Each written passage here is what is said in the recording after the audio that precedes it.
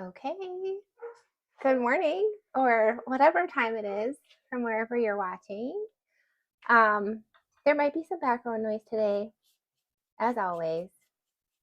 Kids and animals.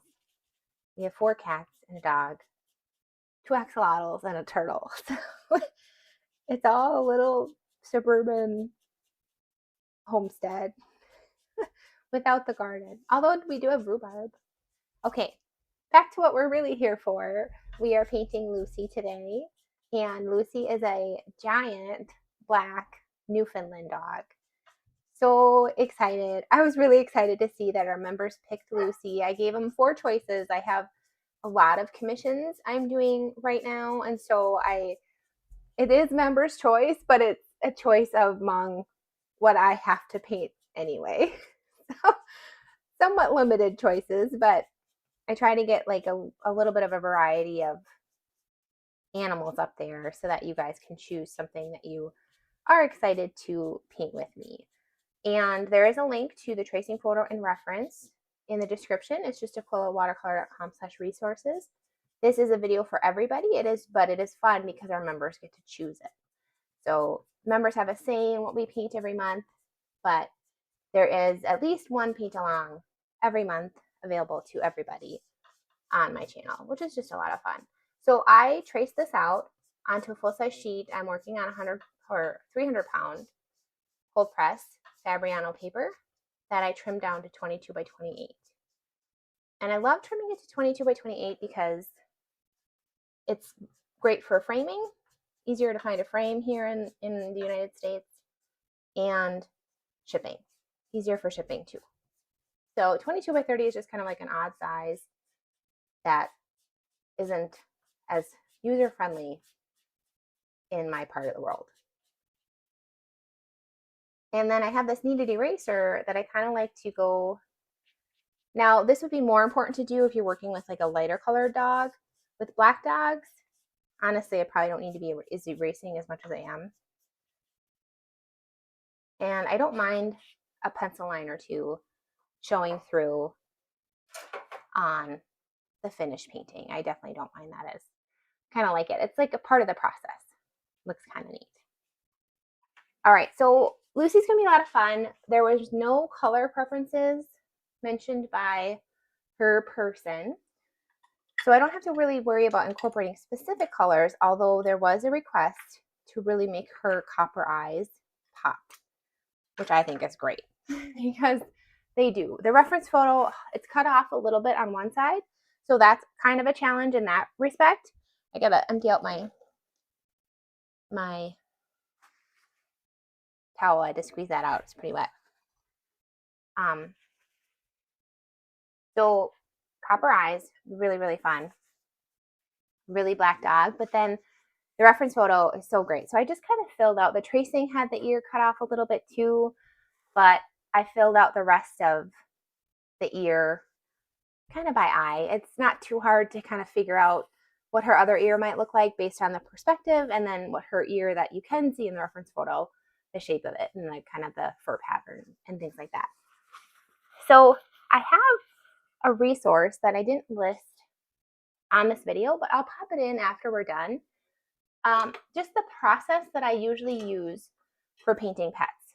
So like the steps that I follow when I'm painting a full-size pet portrait like this one. And it can be kind of nice to share that with you so you kind of see why I'm doing what I'm doing in what order. And the first step obviously is tracing, and then I do masking. And for this gal, I don't think we need to mask anything. I usually only ever mask whiskers anyway, but this gal has black whiskers, and I'm going to try to scrape some, and I'm going to do some ink pen for some too. They are pretty kind of light. I'm hoping scraping will be our best friend for the whiskers on Lucy. And then after we do masking, which we don't need to do for this portrait, I start with the eyes. So I'm going to zoom in on the eyes. I will be using quinacridone rust today for the eye color, and the Daniel Smith equivalent of that, because quinacridone rust is graham. The Daniel Smith is quinacridone burnt orange, which I have never tried, but I'd love to. Okay, so sometimes I have to think about reflection, pupil, that part, and then that's the iris. So this is the actual black kind of outline area. And I usually do start with some neutral tint. So this is neutral tint, heavy mix on a swiped brush so I can really control it. And it's on a brush that will allow me to get both thin and thick lines with it. Super nice.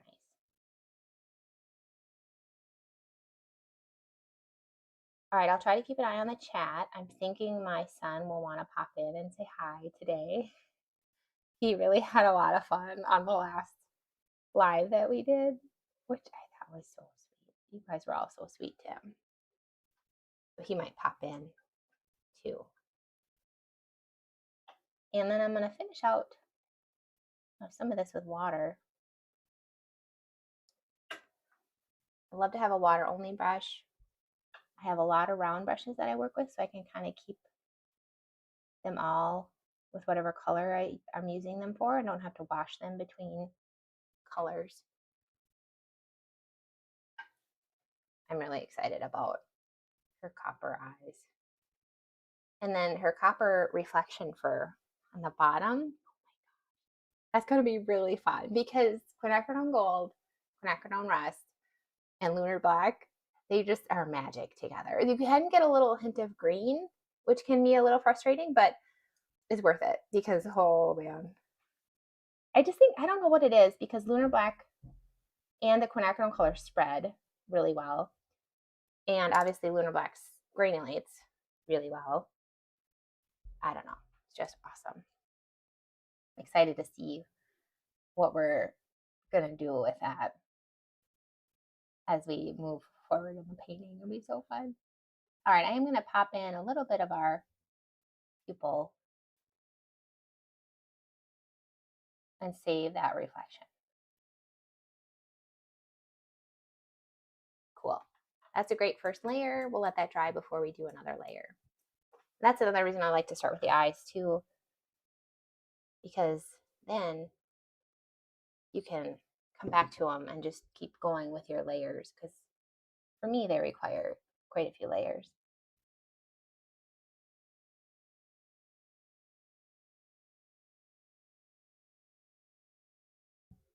Again, using neutral tint here, nice heavy mix on dry paper so that we have a lot of wonderful control. Oh, this eye, this reference photo is just, I'd rather have like a feature cut off any day of the week and have a beautifully lit, great expressive reference photo like this. Just absolutely gorgeous. I've been painting a lot lately. I mean, I have, I think, 85 in my queue right now for commissions. And it's kind of cool when you paint that much. You really kind of get that process in place, and you learn a lot about, I've been learning a lot more about colors and how they kind of behave, specific colors. I mean, I only use about 10 colors anyway, but I've been finding, because of the repetition of using those colors, that I'm finding them a little bit more predictable and able to kind of understand or be able to know what they're going to do a little bit better than I have in the past when I put them on the paper. And it's kind of fun growing in that knowledge and that skill set. And really cool. Opera Pink has been doing some really cool things. And then I found I just love ultramarine blue for a nose. I try to find ways to incorporate ultramarine blue in noses because it just does really cool things. And I will show you that. We're going to go back. We're going to go over to the nose next. It's just neat because colors are a lot more than the color. They all behave and have these little cool things that they do. It's so fun. Okay, definitely popped in a lot of water there. We did just use neutral tint, so I won't see quite a lot, as much action as if we would have used lunar black, but that's okay. I want to pop this up. We'll move over to the nose. Moving right along. It feels kind of fast when you're able to go through these little pieces of the puzzle so quick. I'm so glad you were looking forward to this one. I read the chat. That's cool. She's gorgeous, isn't she? And I like how her name is spelled. It's spelled phonetically. Lucy, like Lucee. I just thought that was really cute. Has some really cute names. The dozen portraits I did, I literally had an order for a dozen portraits, and I finally finished it. It took me way longer than I wanted it to, but it was really fun. And the names of her dogs were so cute. It was like Deacon and Lowen. And I think there were some really goofy ones, like Beaker. I don't know if Sprocket was one of them. I don't know. I can't remember all of them, but they were like the cutest. Wicket, I think. Weevil. I don't know. They were like the cutest little set of names. Like, this person is really creative.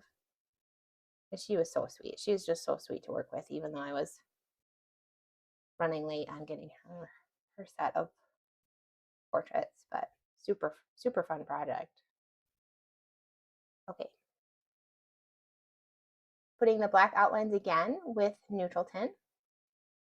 Although I would say lunar black is fun to use for noses too, because it will spread a little bit more and granulate, and you can have a little bit more fun. But I do love neutral tint too.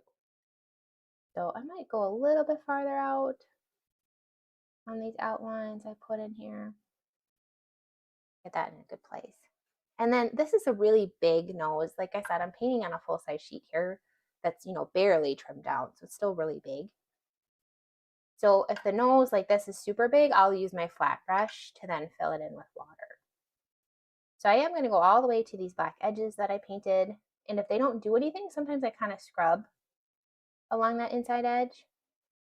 But I do want it to release a little bit into the water that we're laying down. Now, if I had used lunar black, I'm guessing it would release a lot more readily than this neutral tint is. But you can see I'm being very generous with the water I lay down. And I'm actually going to kind of put the water on pretty much the entire nose, even where I see those beautiful white reflections, because we can lift those out and manipulate those as we go. So lots of water here, because now we get to use our beautiful ultramarine blue, and that's where the magic is, everybody. That's where the magic is. And then I had a comment the other day that said, just spray your palettes. You don't have to scrub it with your brush. And honestly, that's really smart. I was like, I don't really do that. But actually this continuous spray bottle, really like it. Not as much for painting. I don't spray my paintings very often, hardly ever, but I do love it for shipping because I use water activated tape. Cool. Anyway, you all probably likely don't ship the volume that I might be shipping, but it's a handy little, I really like water activated tape for shipping instead of that plastic packing tape. So I am scrubbing it here because I had just added that water. So I want a super heavy mix on a super loaded brush. I just want to get as much ultramarine in this flat brush. Again, I'm using my flat brush because it's just a big nose. If you're working smaller, you can use your round brush. And then I'll pop it in here, and it's going to just, and then you just watch it because it's just absolutely gorgeous. And ultramarine is the color that does that. So if I would have came in here with like opera pink, it would have been beautiful, but it wouldn't have done that. I just love it. So I'm really saturating it because it will, it spreads so much that you lose some of that color. Really, really beautiful. And then I'm going to come over here. This is actually quinacridone pink. And a client requested this on a different portrait instead of opera pink. So I bought one and I kind of fell in love with it. So now it's on my palette. My palette has grown from 7 colors to 8, 9, 10. It's 10 now. I added the lunar black a while ago. Then I added the quinacridone rust and then quinacridone pink. So I'm going to pop, I have a really loaded brush because if my brush wasn't really loaded, I would end up just picking up the blue instead of laying down the pink. So I'm going to lay down the pink near the bottom edge or anywhere where the nose should be a little darker. You could also do this with lunar black, and I kind of want to see what that might look like if I drop a little bit of lunar black in here too. So I'm going to do that. Maybe not a crazy heavy mix, but I kind of want to see how that will help these colors behave or granulate. Oh, it could be really pretty. And then you can kind of see from just where I put the colors where, you know, how I'm trying to still keep this highlight area unpainted. Now I'm going to come in with water only.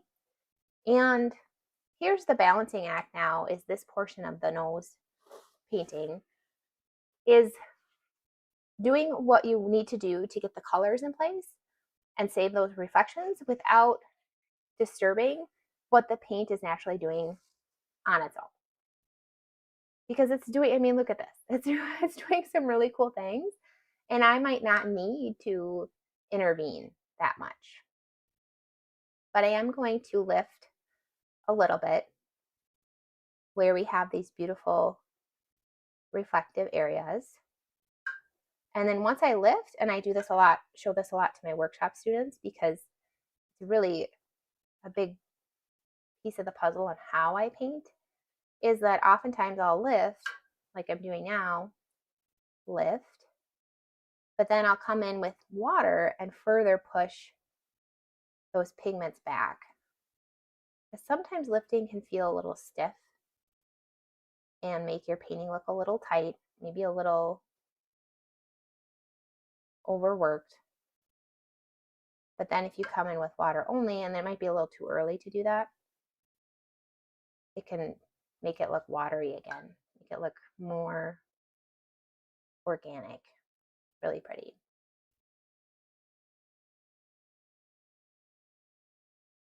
But for me, every time I lay down color, it's just that balancing act of how much do I intervene and how much do I just let these colors do what they want to do. I love that. I think that's why I love watercolor so much, because it really is easy.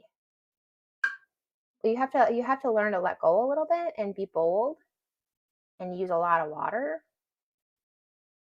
But once you experience that joy of seeing what it does on its own, oh my gosh, it just feels like I'm cheating. Like, I swear I didn't do what the colors did. The colors are doing it, not me. All right, this shape is a little off. I'm gonna make sure I get that nostril shape, maybe a little bit more round. A little bit more over here. So I'm just bopping it a little bit more neutral tint to get this nostril shape kind of where we want it to be. And then lift and add some water.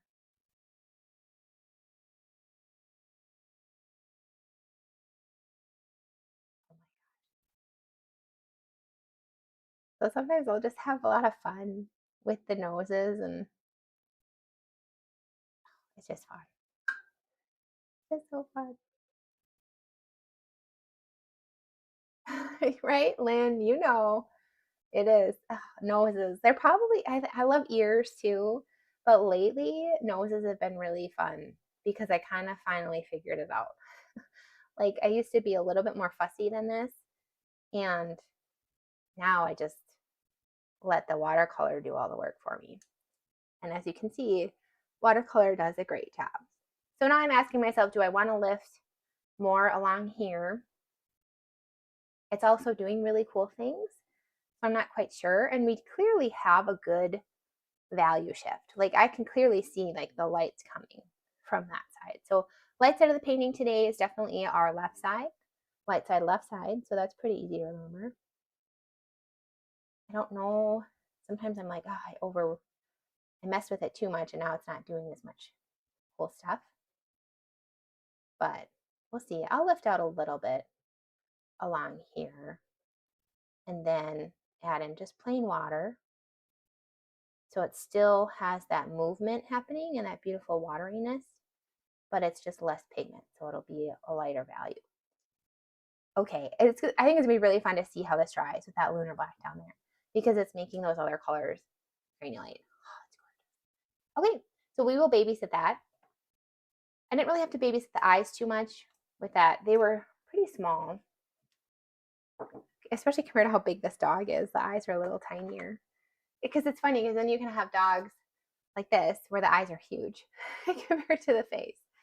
But I'll show you too where I kind of figured out noses was with this dog when I did so very similar nose, ultramarine, lunar black, quinacridone pink. I'm like, that's how I want to do noses because that worked really well. And that is a full paint along here on YouTube too. I believe that's available to everybody as well. I would highly recommend checking that video out. Oh, that dog was fun to paint. Super fun. And that dog's person is like top 10 nice people ever. She was so sweet, so fun to work with. She was just so excited. She was just great attitude. All right, so I'm going to clean off my flat brush. That's one thing that's on my list to do is just buy more flat brushes and buy more grainer brushes so that I can kind of do the same thing that I do with my round brushes and keep them for specific colors. I love a good flat brush. So I'll go ahead and I'm going to use my dirty water so you can kind of see where I'm going. And we're going to paint the tongue. So that would be next in the process. I'm going to go all the way to the bottom of the tongue, but I'll leave a tiny margin near the top so we can finish that edge with our grainer brush.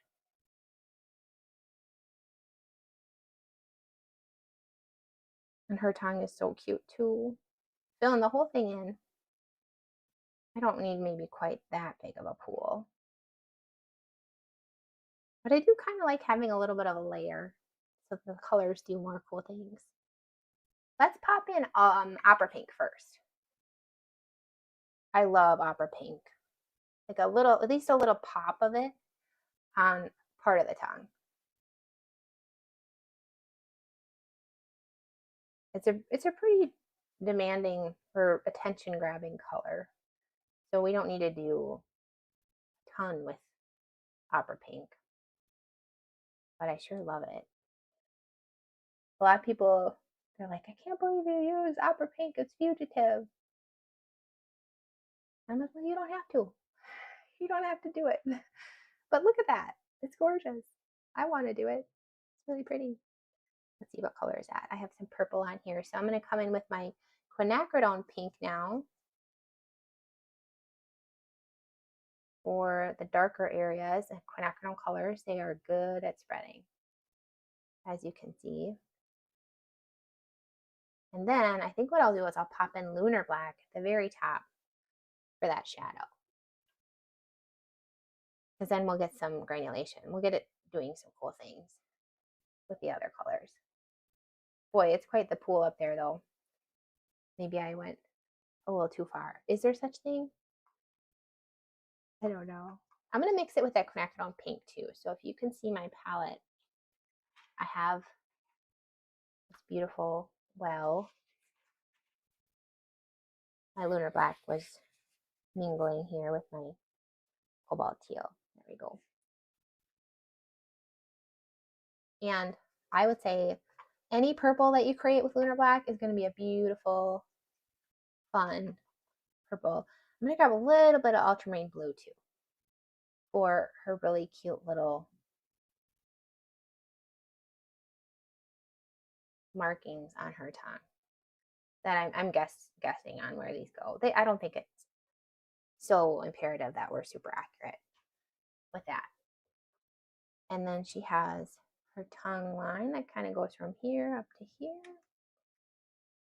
And I like to do that with a scraping tool, and then you can kind of come in and emphasize it with paint down the road if you need to. This is quite the pool, but I'm going to see what it does with my grainer brush here in finishing off the fluffy edges at the top. So just pulling that color into the top edge. That looks cute. Super cute. Oh my gosh. I love it so much. And again, it's doing some really cool things. So how much do I want to intervene at this point? And the answer is not much. But I am going to drop in a little bit more black so that we really make sure we get that depth.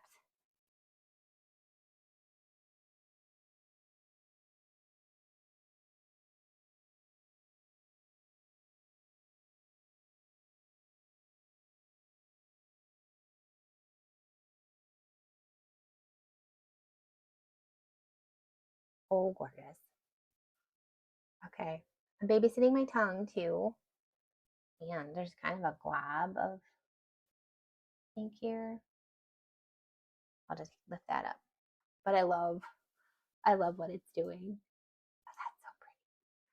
All right, so babysit the tongue and the nose, but I would say try not to intervene too much. And we can put another layer on the eyes. Let's do that before we move on to the fur.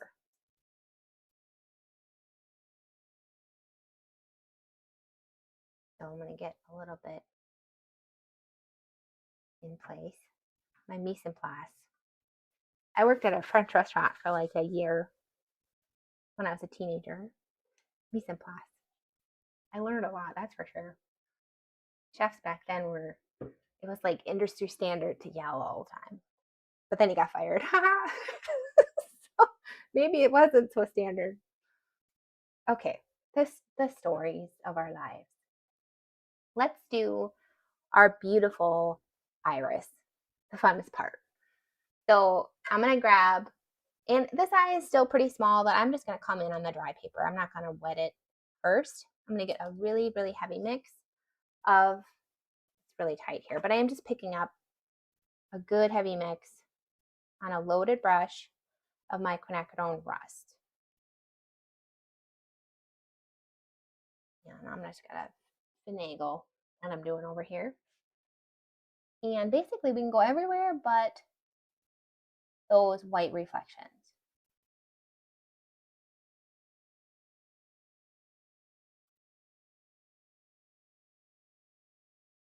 And it's bleeding into that neutral tint. I think that's really pretty.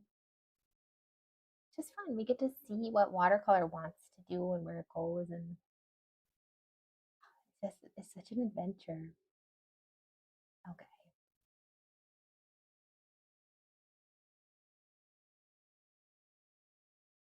And then we'll come over here. So I'm painting super heavy. It's a really dark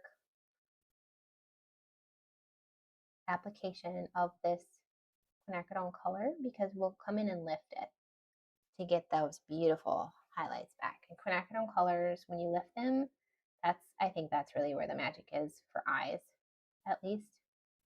There's a lot of magic with quinacridone colors. Not just how they spread, but how they stain the paper too, and how they interact with lunar black. There's a lot going on. So super heavy, I'm gonna just put in a ton of that and get a really good layer all the way to the edges.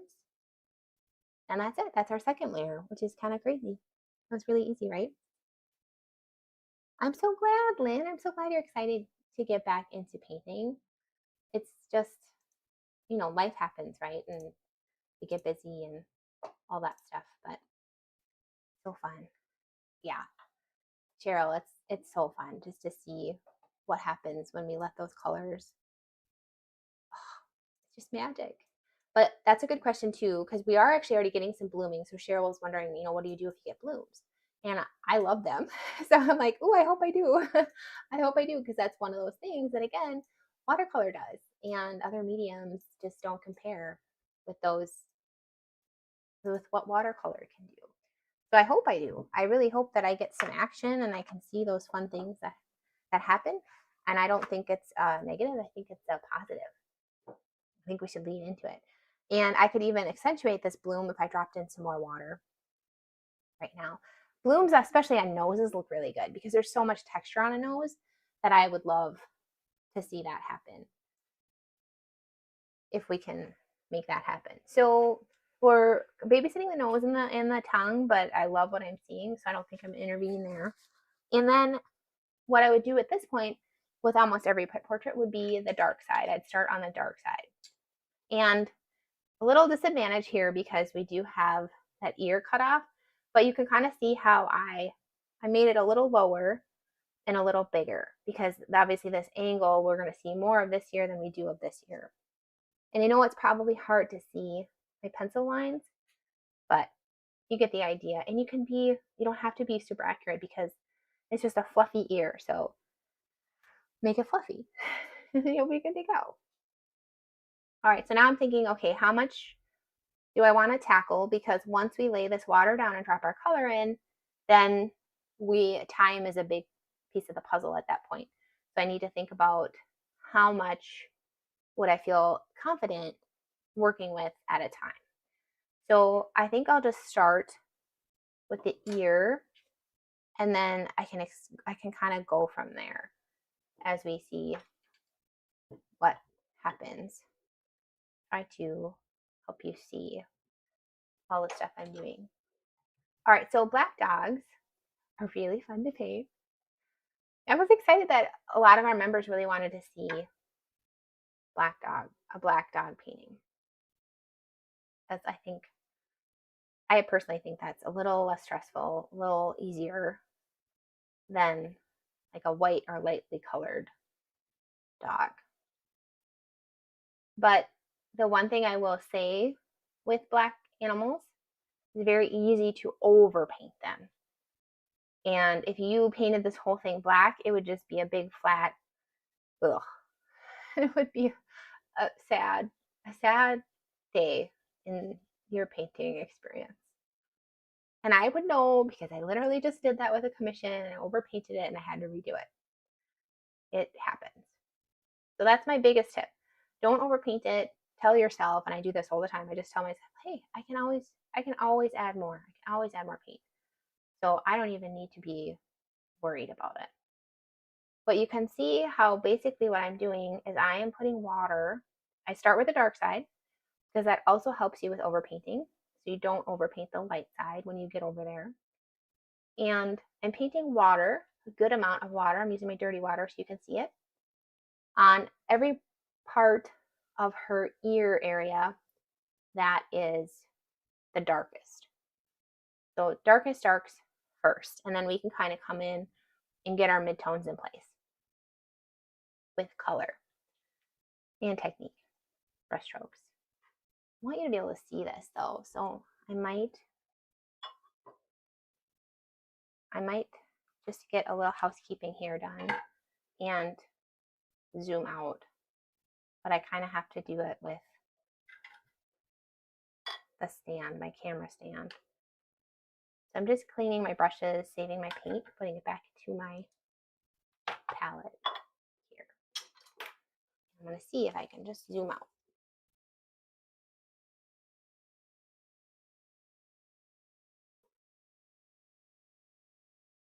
It's so hard to do, it always moves. Here we go. That's pretty good. That might be as good as we're going to get.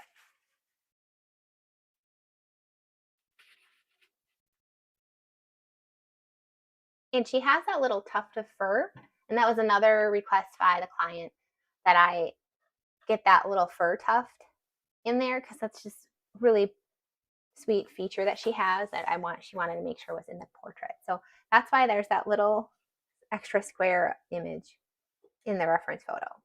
All right, so we have a water only brush handy, and it's a really big dog. So I'm going to take my bigger 1-inch wash. It's kind of a wash brush. It's a little thicker than just like a shader or a flat brush. And I love to start with lunar black. So black dog, we can use our really beautiful black paints. And I love lunar black because it's going to make the other colors do more interesting things. And it also spreads. So we can let it spread out, and then we'll come in with neutral tint if we lost some of that depth and value that we really want to see. It's a little tough. We're kind of guessing a little bit with this outside ear.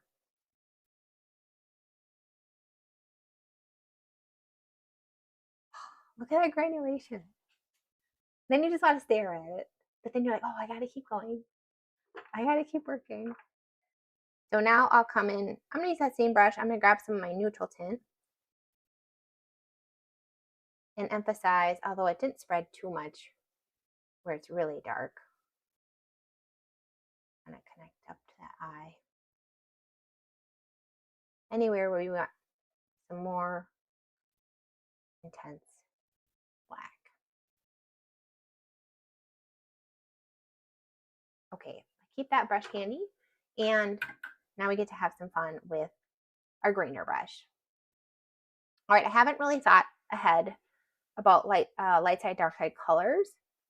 I know we're gonna have quinacridone rust for our copper at the bottom.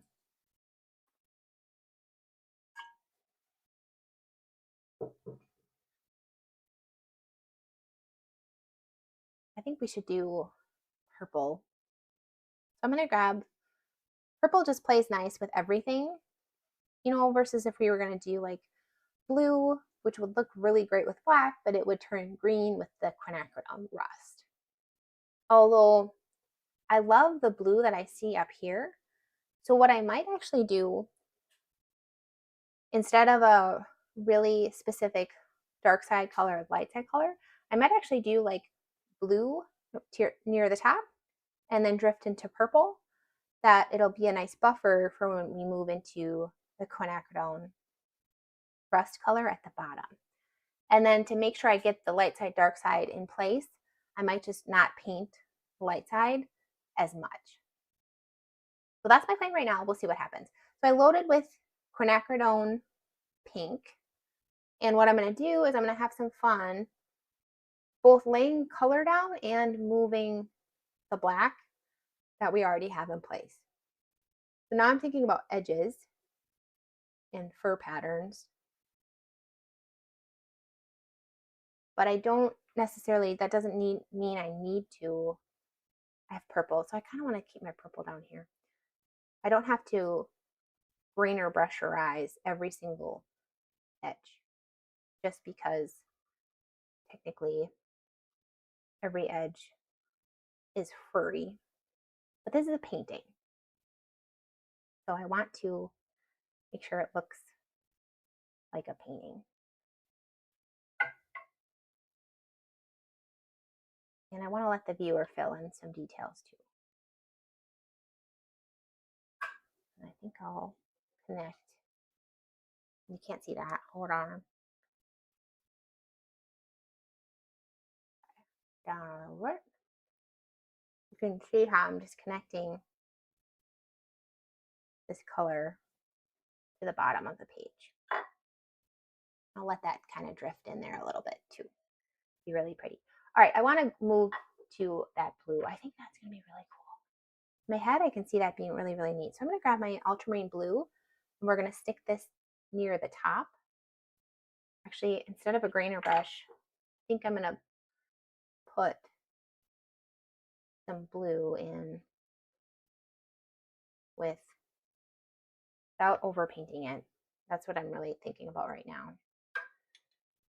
with these highlight areas. But we are on the dark side. We have a little bit of wiggle room. I have to move up again, show you what I'm doing up there. Just coming in with my flat brush and letting some of this color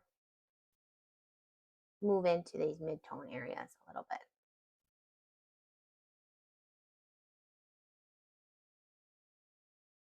And we'll do that here.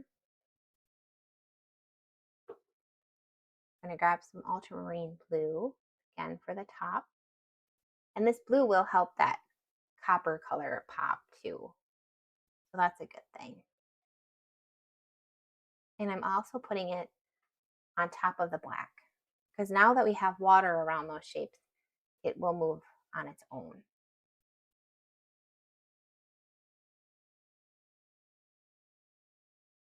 All right, so I'm saving blue for the top, purple near the bottom, and making sure I also think about values a little bit too. Oh, that's pretty.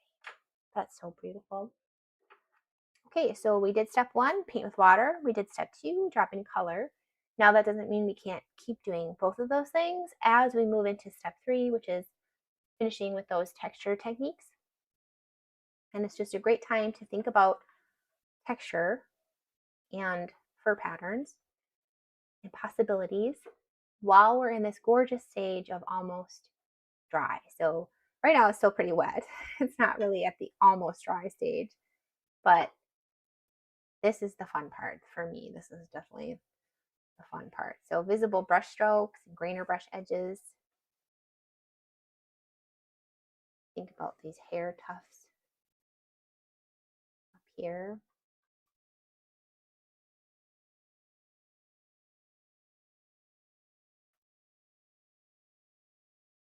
Yes, looking forward to learning about the new colors. Yeah, Winsor & Newton. I haven't used Winsor & Newton paints in a really long time. Oh my gosh, you ordered all the supplies. That's so sweet. Oh my gosh, you're really into it. That's so sweet. Thank you. I'm glad you're having fun. Oh, you're gonna have a lot of fun with those supplies and those colors. I do have to update my supply list to include quinacridone rust and quinacridone pink, but lunar black is in there. I had to make sure that was in there. All right, so let's think about, I'm thinking about values, mostly thinking about fur patterns, and then also reminding myself that I don't want to overpaint.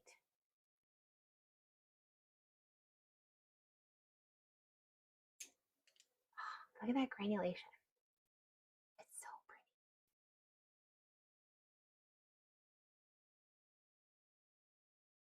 Don't want to lose these really gorgeous details.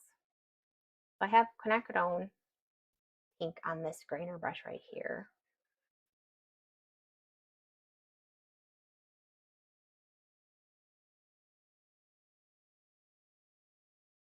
I really like what I'm seeing. I want to do water resist, but I have to wait for real until it's that almost dry stage. So really, I mean, like highest priority right now is babysitting this, so we don't miss that almost dry stage. But while I'm doing that, I am going to go ahead and I'm zoomed out all the way on this reference photo. Okay. I am going to go ahead and catch this area along the bottom a little bit, at least a little bit, to move into our quinacridone rust. So clean brush, dirty water. I'm going to touch these areas we already painted to kind of like reactivate them and bring them over here. And I think what I'd like to do is maybe just go this far, and then I'll save this area for when we venture into the light side. Oh, that's pretty. That's going to be really pretty. All right, so what I will want to do first, I have quinacridone pink on here too. I am going to come in with my lunar black and get some of these, and I'm doing it in more of a fur pattern-y way.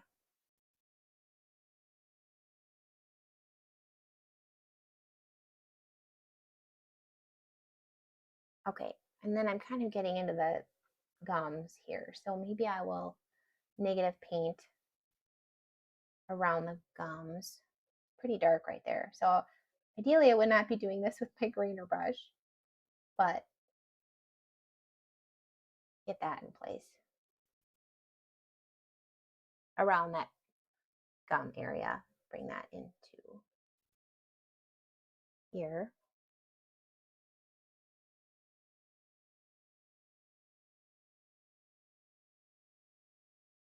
It's fun to see how the grainer brush does something totally different between the wet and the dry areas of the paper.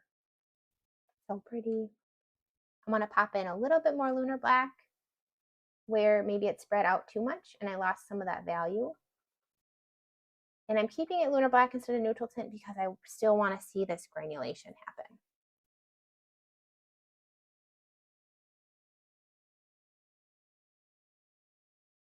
Okay, so now we're in a little bit more of a tight spot between this area that's wet and up here that's almost dry.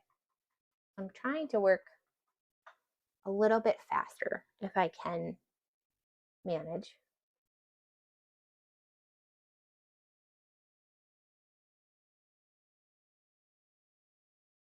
That's so pretty. I'm gonna pop in our pink next to the black where it's approaching the dark side. And then we'll come in, I'm gonna grab, I need more grainer brushes in my life, but I'm gonna grab my small one. Ideally this would be bigger. And I'm gonna do a heavy mix of our quinacridone rust. I'm gonna start at the bottom, I think. And then let this mix kind of play around with the lunar black and the quinacridone pink. And it should do some really, really, really cool things. So I'm also adding water if I need it to do more pretty things here. And you can see as I'm approaching the light side too, my values, it's just more watery mixes over here versus on the dark side. And hopefully this quinacridone will push away some of that black and some of that pink and just be really, really beautiful.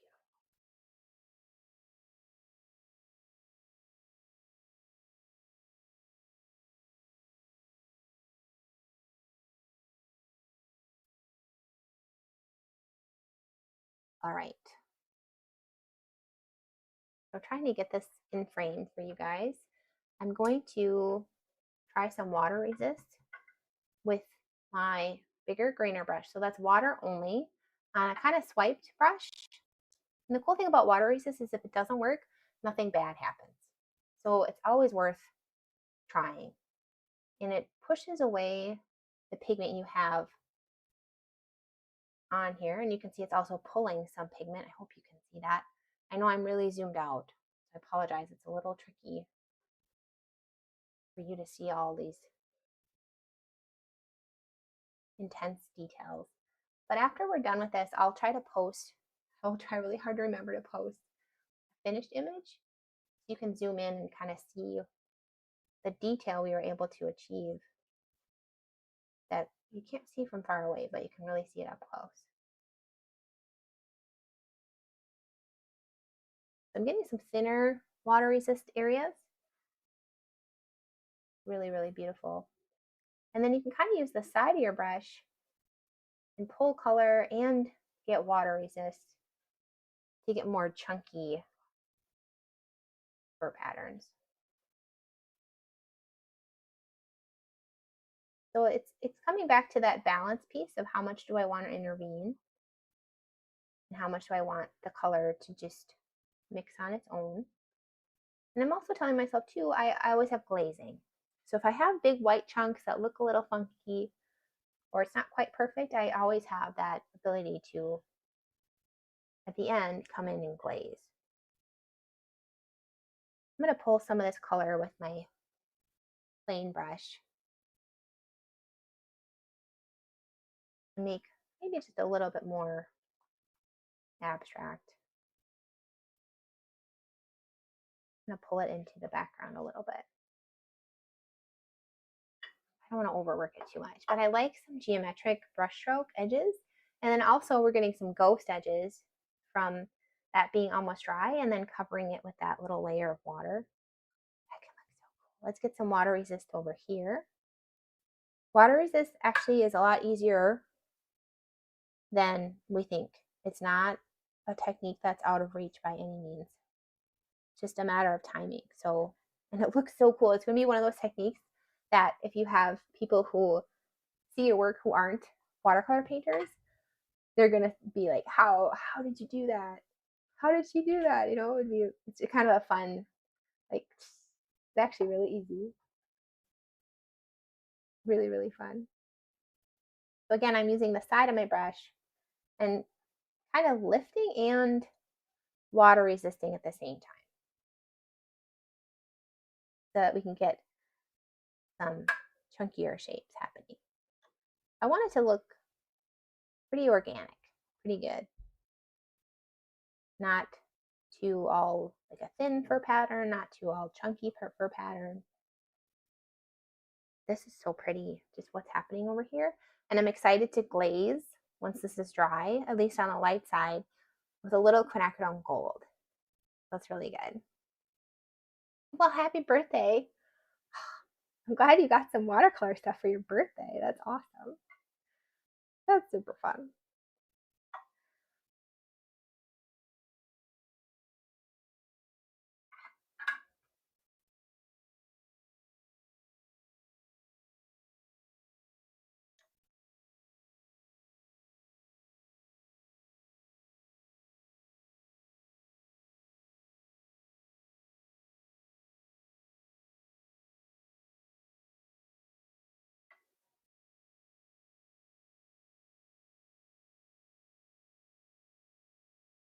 Super fun. I love that lifting and kind of color resist, that the water resist, I should say, that happens when you're at this place, this almost dry stage.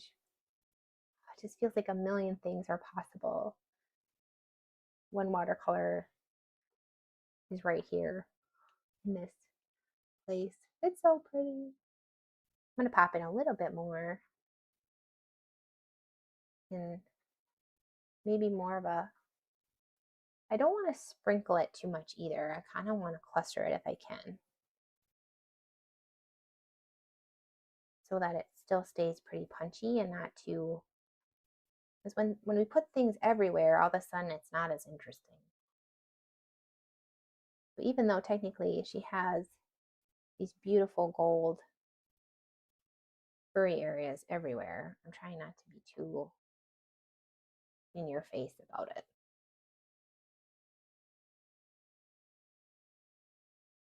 Maybe I'll move to purple.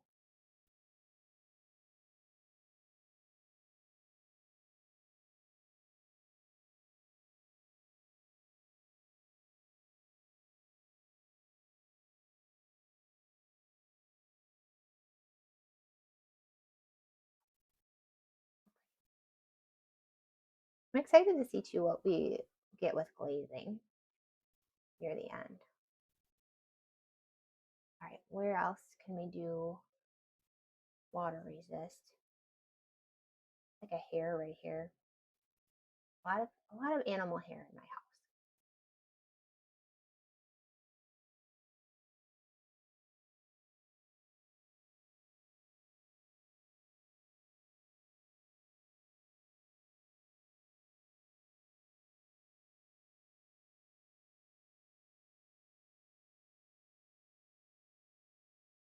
I added more water up there. So maybe I mean a little bit lighter and a little bit more water action too.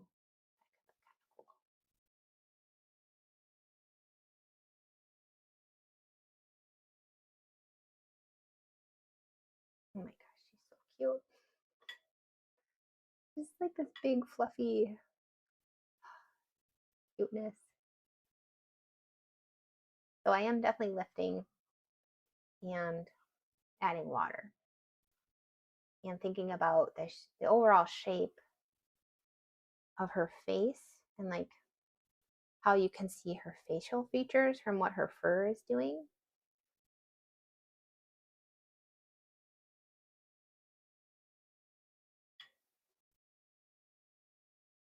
Trying to think that through too. It's a little easier to lift at this point versus if we let it dry completely. Trying to get some of those highlights back.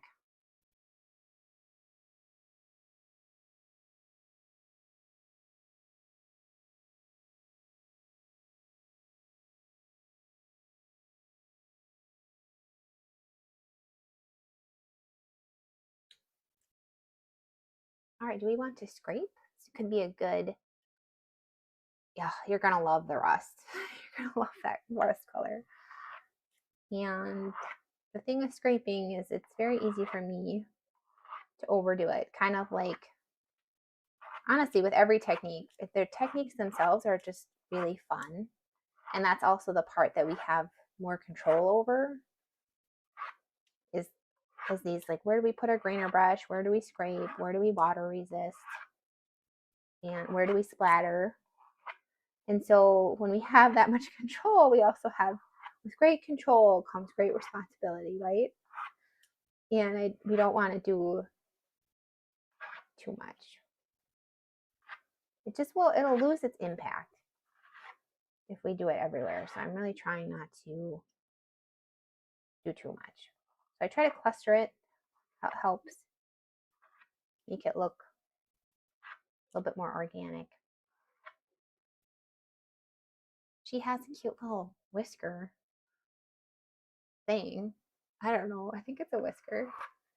I'll scrape that out too. It could be fun. I know it's probably hard to see. I'm so zoomed out. It's probably hard for you to see where I'm scraping, and these scrape lines are so thin.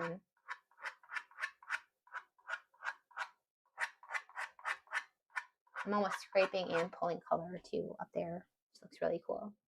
I'm excited to glaze with some more blue. I think I need to punch up that blue a little bit.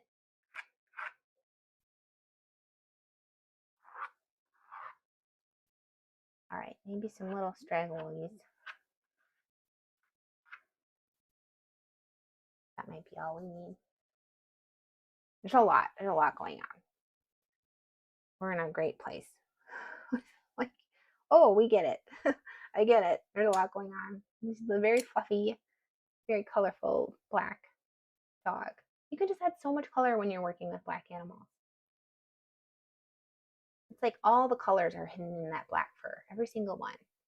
And we can just choose what ones we want to bring out. So fun. All right, thinking about edges without overdoing the edges either.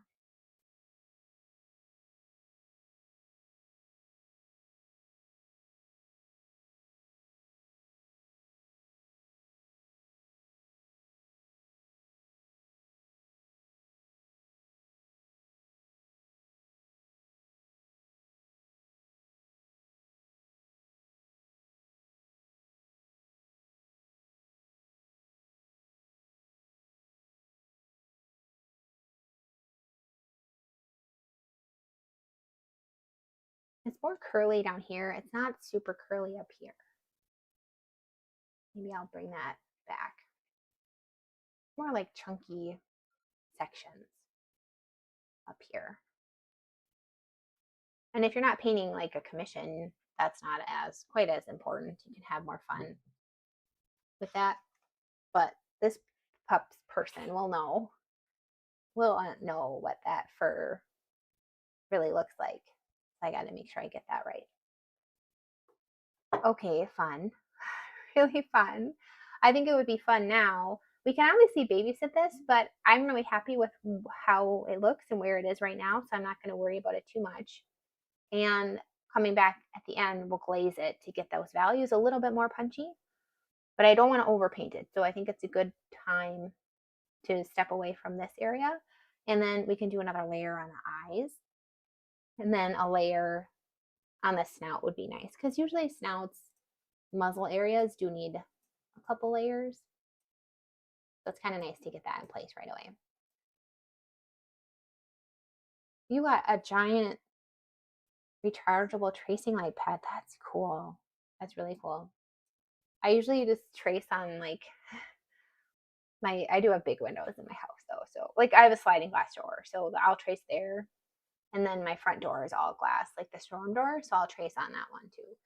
So it's big enough for a full-size sheet, which is kind of nice. All right, so let's do the eyes. I'll zoom in here on the reference photo. And right now, basically, we can lift the iris and we can do the reflection area. So I am going to come in with water only on a blotted brush, so I have some control here, and I'm going to just lift a beautiful highlight from that gold.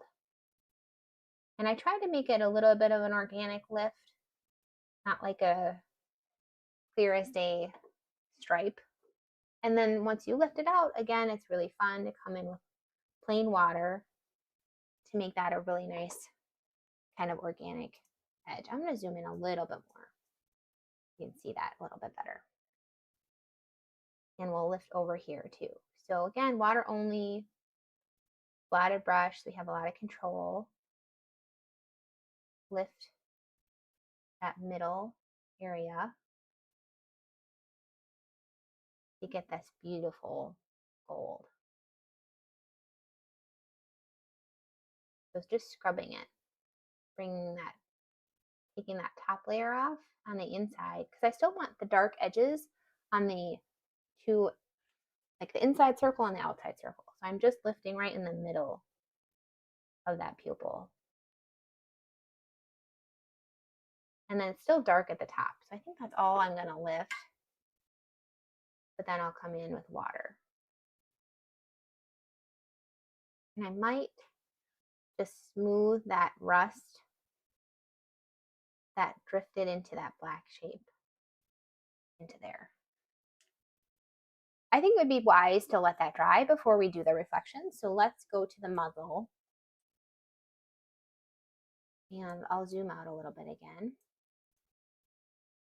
I'll leave it out. I'll leave it a little bit more. There we go.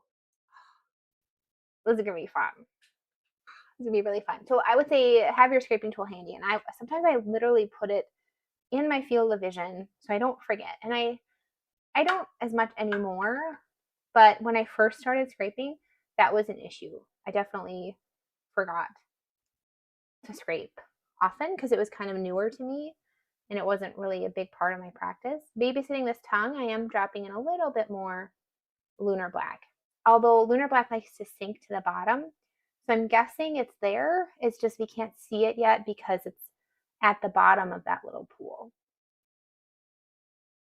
All right, I'm going to do the whole muzzle, but painting this one darker and this one less because it's light side, dark side. So thinking about all that.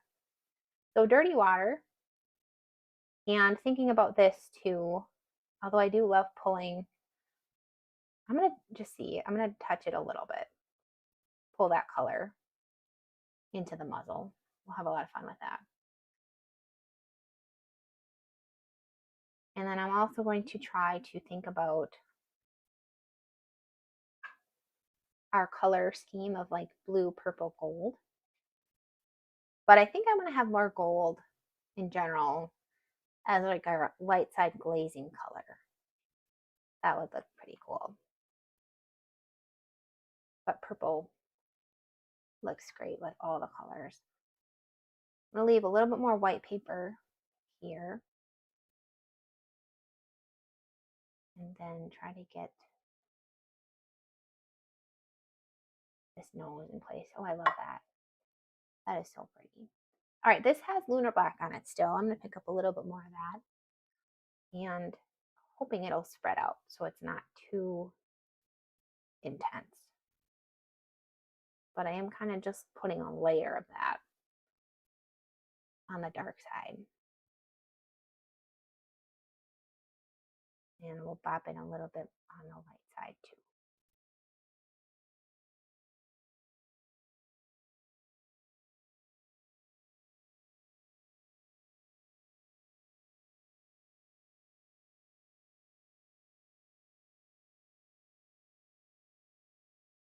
It's so good at spreading. It's doing a great job. Before it gets too dry, I am going to brainer brush that bottom edge.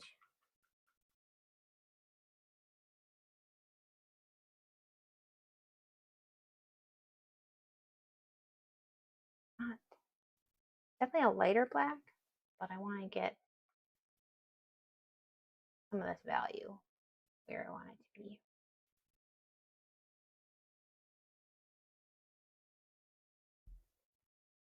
a little darker right next to the nose. And right there. Oh, the granulation. Like, so gorgeous. So, so pretty. Really spreads though. I mean, you can just see how it's basically turning into like more of a gray because it's spreading out so much. I think I have blue on. No, I have black on that one too. All right, I'll clean this brush off. So I'm going to grab my flat brush and get our ultramarine near the top and on the outside edge of this dark side. Maybe a little bit into, and I might even come back to this lunar black. Sure loves to spread. I'm just reapplying it anywhere maybe where it spread a little too much. Oh, fun. It's already like, it's really cool. Grainer brush some of that blue. I'm going to grainer brush, actually not grainer brush. Sometimes that looks a little too tight. So I'm going to grab a clean brush here and kind of see if I can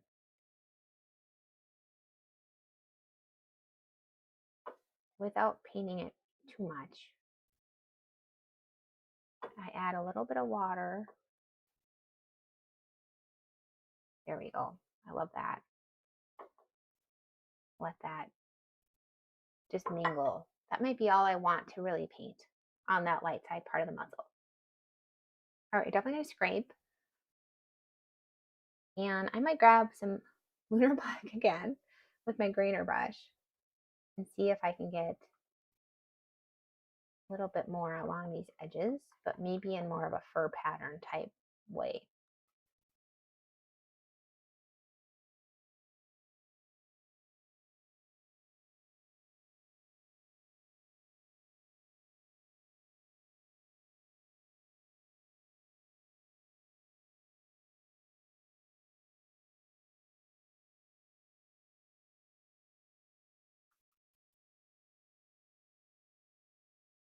Water resist would look really good here too.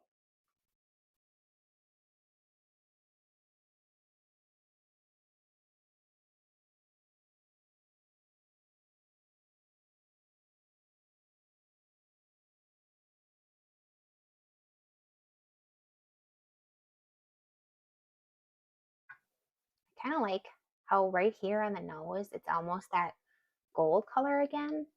So I think it'd be wise before we do that gold to put a little bop of purple or quinacridone pink right along this edge so that we can come in with our gold and it won't give us green. So literally a buffer color right there, because the only reason I really want purple there is to avoid green. So now I'm going to add some more water so that that purple kind of mingles with the blue and doesn't look super like a big stripe of purple. A little bit more water. That'll also give us some more time before we come in and do some scraping. A little bit more lunar black.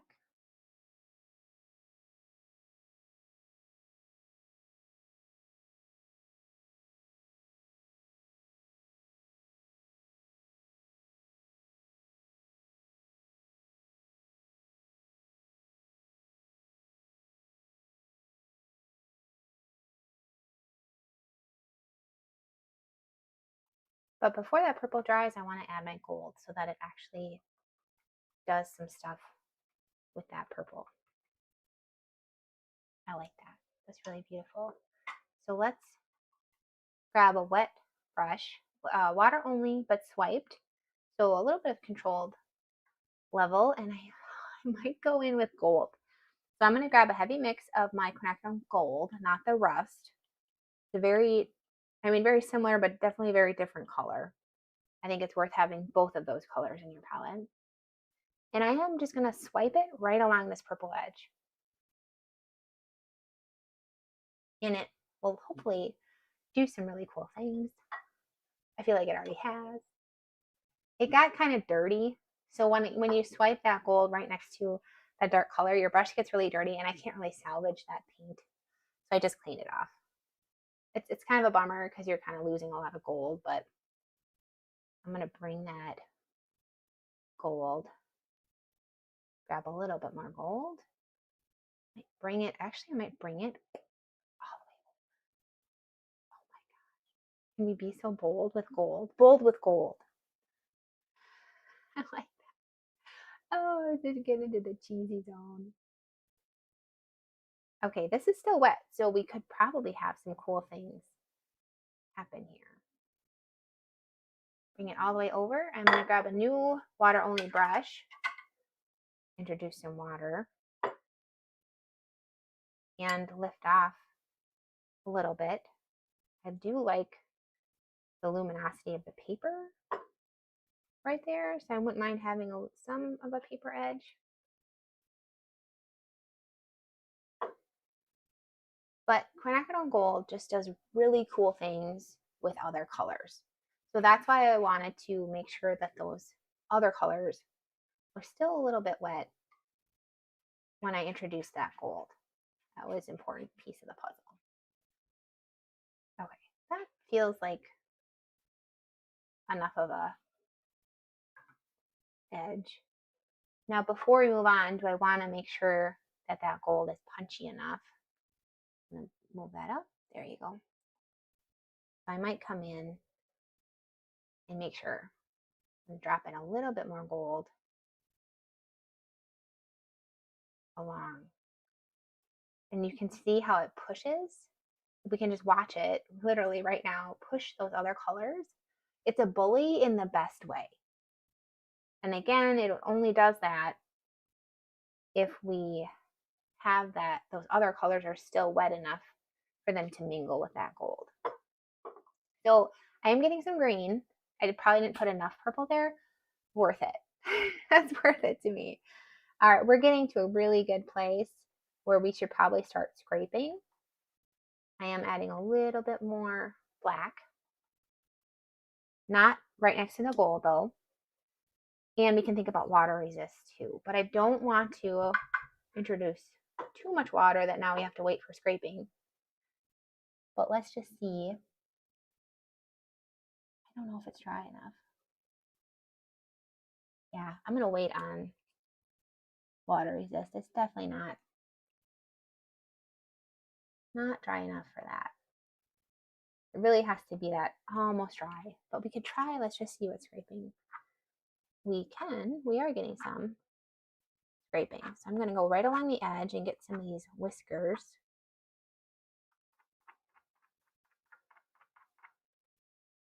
That looks great. Oh, we really caught scrape. We were very lucky. I'm not usually always quite this lucky with scraping.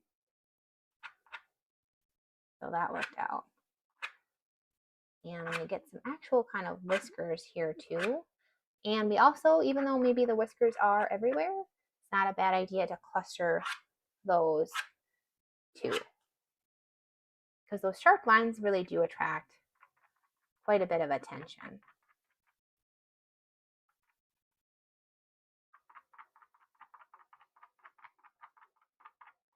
So you can see I'm kind of clustering my scraping.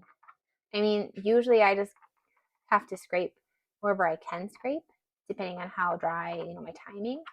But right now I'm having quite the luxury of being able to scrape where I actually really want to scrape.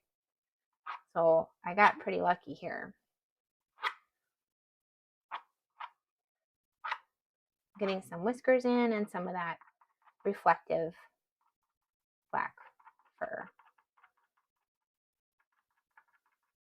Maybe we won't even need that much water resist because scraping was so successful. I'm serious, y'all. I don't often get it to be where it's like this cooperative. Super nice. Making some darker lines with scraping up there. That looks really cool. Okay, but how, I mean, do you see that? Like, that's why, I mean, that's why we have quinacridone gold on our palette. That is so pretty. All right, it's a little, I don't know if I quite like the edge that's happening over here, so I'm going to lift some of that out. And then we're getting it a little bit lighter too, so it's a win-win.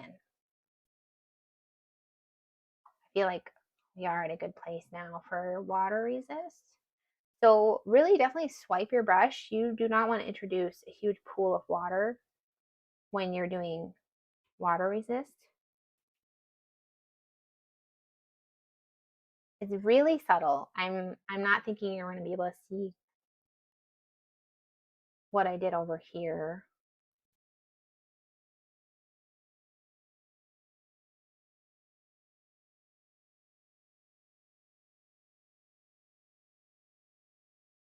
But I like that. I don't need it to be like super obvious that she has hair all over her muzzle. I like that we have these really granular, like this beautiful mingly wash that's actually pretty smooth other than the granulation, even though that part of her muzzle isn't smooth. It's very hairy. But then we're just introducing this combination, right? We're getting this beautiful smooth granulation wash right next to these chunky scraped fur patterns. Like the best of both worlds. And that's why we want a painting. It's not a photograph. I don't want it to be like a photograph because she has this photo. It's a gorgeous photo. But she wants a painting. So it's going to be, we're going to want it to be a little bit different. I scrape into that nose even a little bit, get a little bit of. But now I think I need to take a step back. Okay, we get it. Scraping worked. We can put our scraping tool down. We're in a really good place with that. I'll zoom out. Actually, before I zoom out, could be a good time. Our eyes are still wet, so let's move on to like the gums while I'm zoomed in here. Okay, gums are really fun. I feel like I've been saying like every part of the painting is really fun. That's a good sign because it's really fun. He's coming along beautifully. Thank you. Yeah. Oh, it's the joy of the paint. Like the paint is doing so much work for us. I can't believe it. I love it so much. So you can babysit up there on that snout. Thinking about babysitting. I don't know if I want to add any more gold, but I kind of do. Kind of want to see what else it might do. I pop in a little bit more gold. I mean, we get it. I mean, I get it too, so I don't have to be like in your face about it. But a little bit more gold. I popped in a little more gold right here, and then over there. Because I just want to see what it'll do. I can't stand it. It's so pretty. All right, these gums are really fun. Oh, this is going to be really, really fun. And with gums, I just kind of go for it. And you don't have to be super precise with gums either. So I haven't really figured out if starting with pink or starting with black is better. I haven't really found one way or the other that it necessarily is. So I'm just going to start with black because that's kind of like my go-to. But I am going to start with lunar black. So really heavy mix of lunar black because then it'll do more stuff than our neutral tint will. And I am going to go right on dry paper. But again, heavy mix loaded brush. So I'm kind of laying down a lot. Because that, honestly, I'm just doing that more so for time. I'll have more time here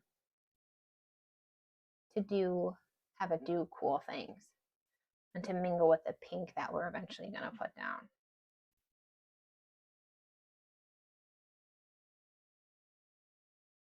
I need a little bit more water in my mix.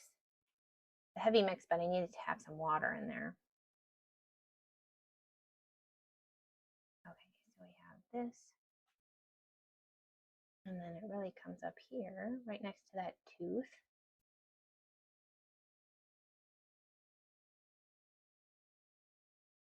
And then there's some reflections. It kind of comes all the way back there. That looks fun. I'm going to just adjust. I went I got a little too excited right next to the tongue. I'm going to make that look a little bit better. All right, let's come in with our pink now. And I love opera pink and buff titanium. I found just do really cool things when you put them in the gum area. Buff titanium loves to spread, so it helps the colors do really cool things. So I put some opera pink in there, buff titanium, and then I might just put some water so that I don't get it too dark. Some water here to let these colors kind of mingle, and I want to make sure I save that. There's a little tooth right here, so I'm going to save that. And then I'll put some water here. And then I'll come in with, I have buff titanium and opera pink on this brush. And I'll kind of come down and finish these little gummy bits. Okay. And then water. So hopefully I saved some reflections, little bits. And finish, pull that up for kind of negative painting her fluffy muzzle area right there. Now I might come in with some neutral tint so that I lay it down and it stays where I put it. Let's try that.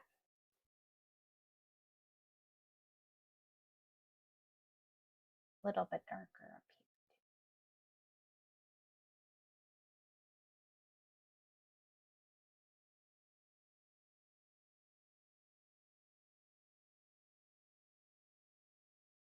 All right, let's finish off her gum line. I'm going to do like a blotted brush, water only.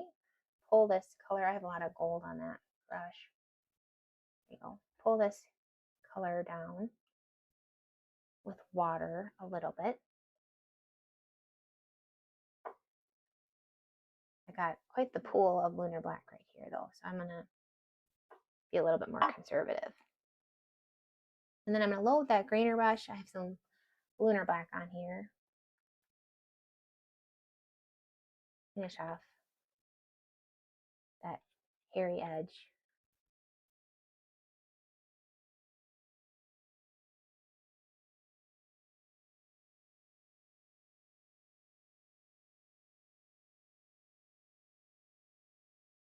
Kind of pop in some lunar black at the bottom.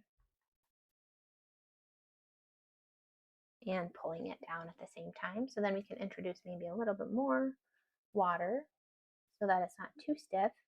And it might push that black pigment towards the edges of that grainer brush. And maybe we'll get a little bit of a pigmented edge. Definitely get something happening because we use lunar black. And maybe a little bit more over here. Not too much, nothing crazy.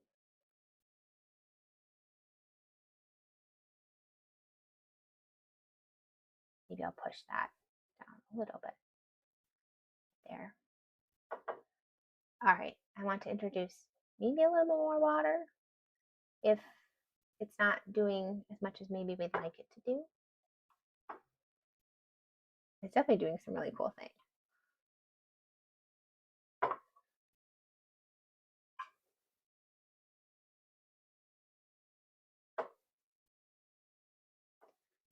So I lifted some, and I'm introducing some more water.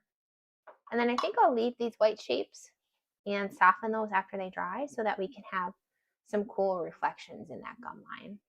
That might look really neat. We might want to glaze too once we're done. Punch those up and probably soften that edge too with our glaze. Could look really good. So now our eyes, I don't think their eyes are quite ready for that final layer. So we'll just go zoom out a little bit here. We'll go towards And the eyes look really funny when they don't have, when they're like white like that instead of the darker level. But yeah, we're kind of done babysitting. Our muzzle's dry. So now we can finish off that light side and this area. Then we'll do the eyes and then we'll do some glazing. Let's take like a 2-minute break. I'm just going to kind of clean up a little bit, resettle things, and I'll see you back in like 2 minutes or so. Nothing crazy.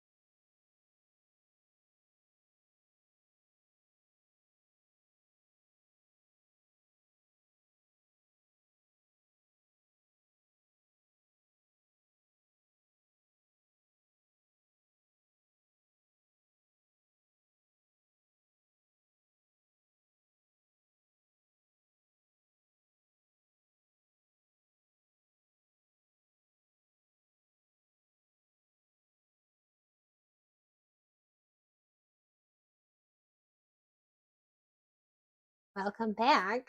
Woo! This is so fun. All right, the rest of it should go pretty fast. So let's just finish this light side area. And basically we're doing the same thing that we did on the dark side, but less. So I'm going to grab my dirty water on a water only brush and less. So I'm telling myself that less.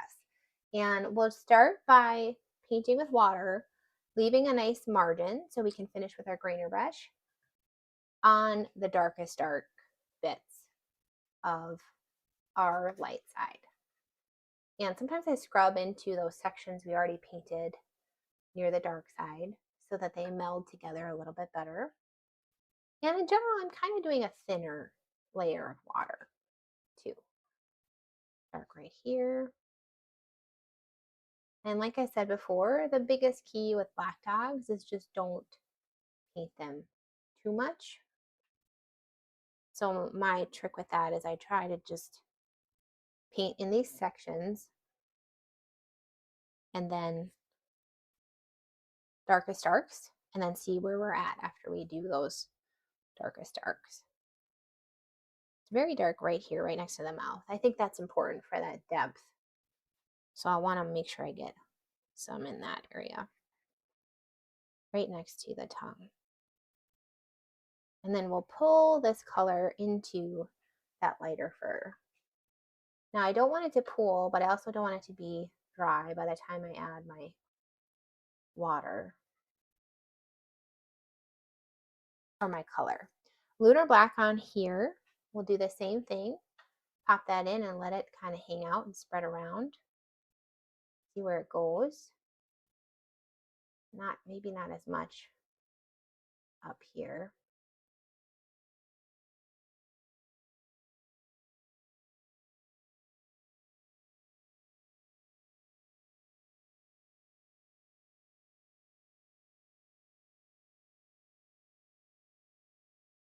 And then I'm going to grab my grainer brush to grab some neutral tint and put that in there. Now I'm thinking more about, I'm already kind of thinking more about fur patterns and depth.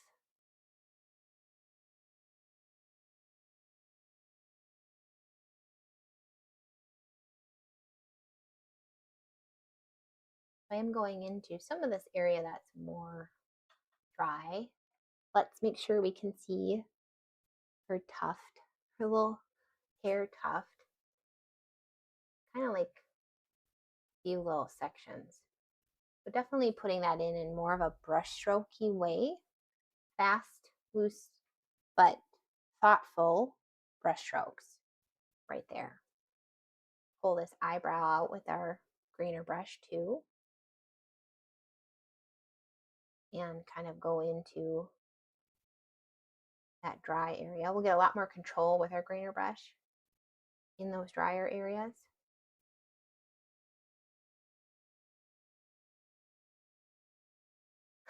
That's so cute. I can see why she wanted to make sure we got that tuft of hair up there. I mean, that's adorable. I'll bring it into the dark side a little bit too. And then I'm losing my lunar black as I've been painting with it.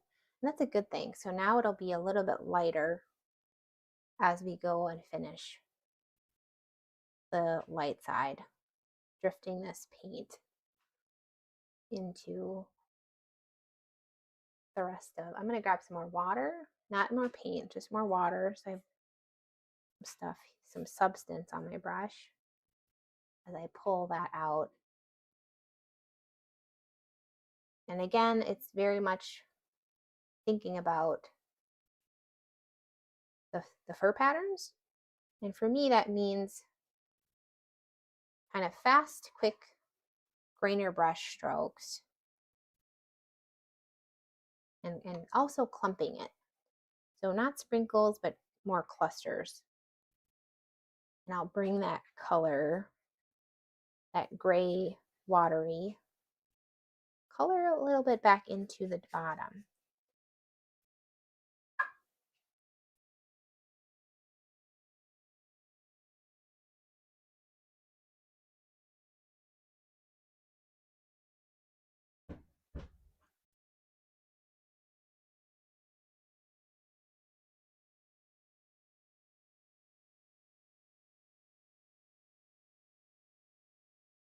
And maybe bring that into the forehead too with my grainer brush, thinking about those fur patterns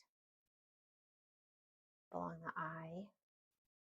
That turned out really pretty how that spread right there. Really like that. And I don't need to grainer brush every single edge. And I'm telling myself that because I fall into that trap a lot. Just doing a little too much. I got rid of some color, added some more water onto that grainer brush here. And thinking about edges, and then maybe drifting some of this gray up into fur. I haven't added any color yet because I might just glaze with color. I haven't decided.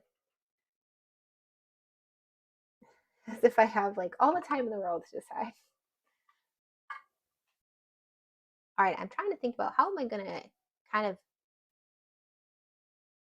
bring these two shapes together, this gold shape and that fur up there. And I think my answer is going to be purple. So I'm going to grab a watery mix of our quinacridone pink and bring that down into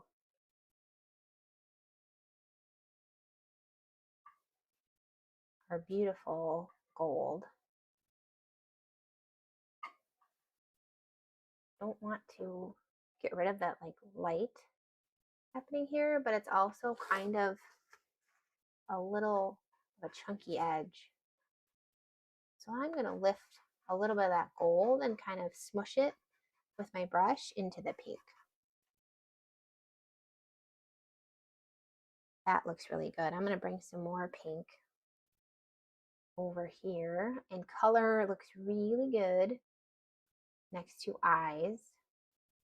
I can be a little bit more heavy-handed. This is the dark side too, so a little heavy-handed as we bring this pink around next to the eye and in the dark side, although I still would love to have more blue up here than pink, but I kind of forced myself to need this pink when I added this gold.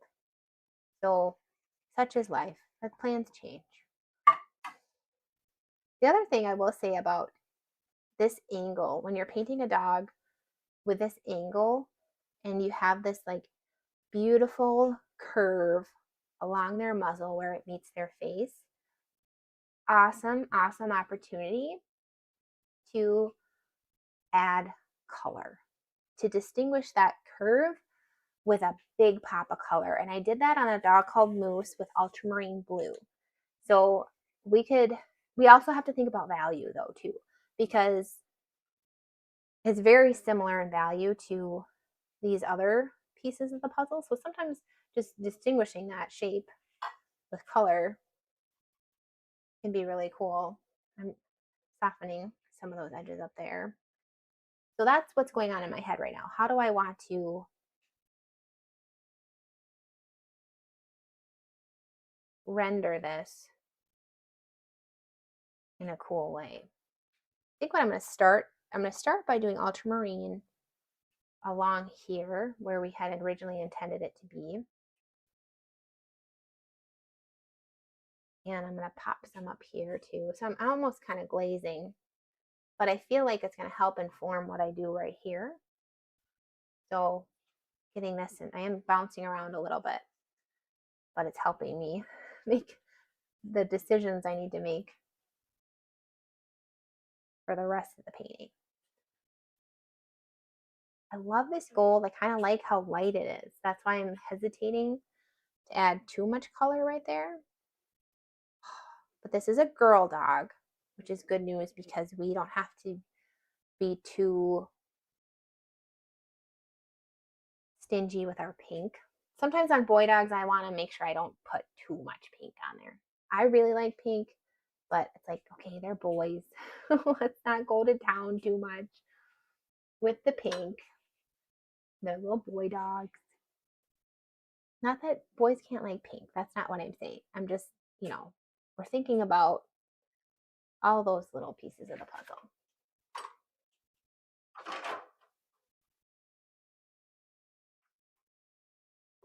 Okay, so I'm getting a new, that's like really pretty, just like that. But it is really demanding, isn't it? It's like, woo, that's a pink stripe. But I also love it. Let's just soften it in. Let's just see what happens if we add a little water. Maybe we bring it into, I love that texture we caught of the paper right there, but this might be a really pretty orange if we let those colors mingle a little bit. Bring it up here. So bold, a very bold choice, but a very beautiful choice. And then do I want to make that more purple? It's hard. I think right now what I want to do is actually add more gold right along here and kind of make that orange.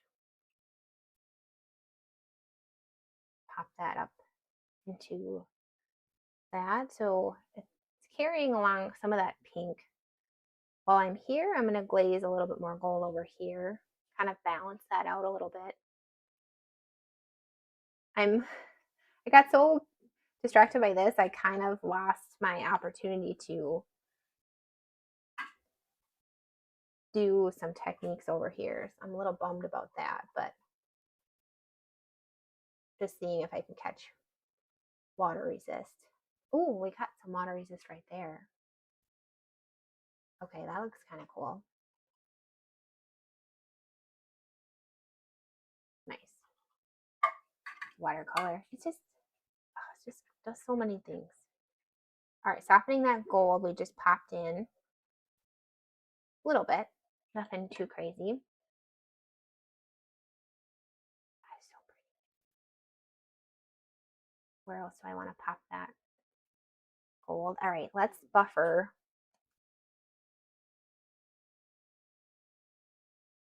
Can't tell if I want to, but I have pink on here. I'm going to grab another well. I kind of have this backup palette for when I need a cleaner color.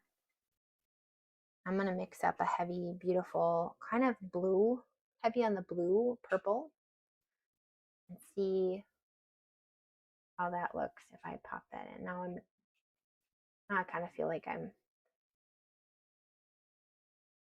really went for the rainbow motif more than I intended to, but it also looks really cool. It's a balancing act, isn't it? It's funny how paintings just evolve as you paint with them and you think about and you make these decisions and then you see things happen and you do end up doing something different than you planned.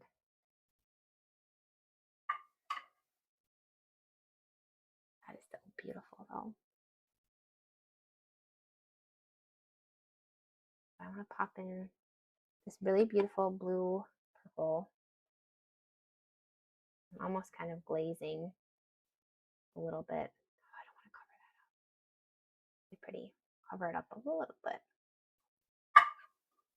And then soften that in.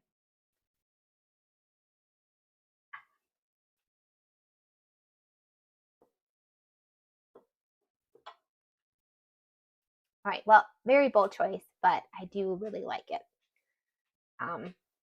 This is the moment where I'm like, gosh, I hope the client wants that too, because I'm not sure if that's what they're looking for.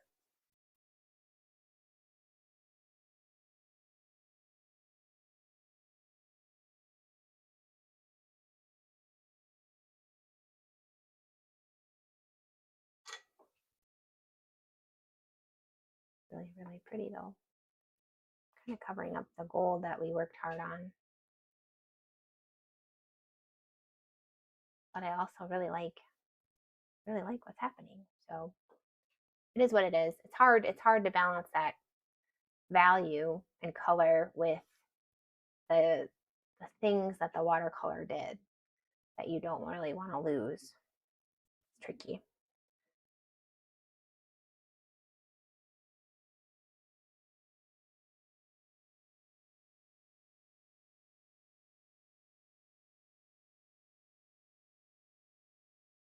All right, I'm gonna glaze with a little lunar black and maybe some of these areas that just need that help with the value. And also try not to paint it too much. And try not to cover up some of the cool things that it did for us.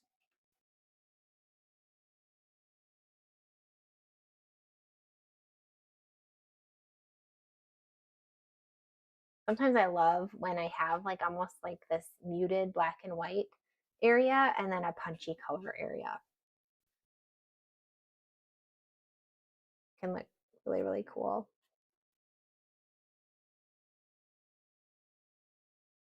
I'm getting that depth back, little value that we see next to the muzzle.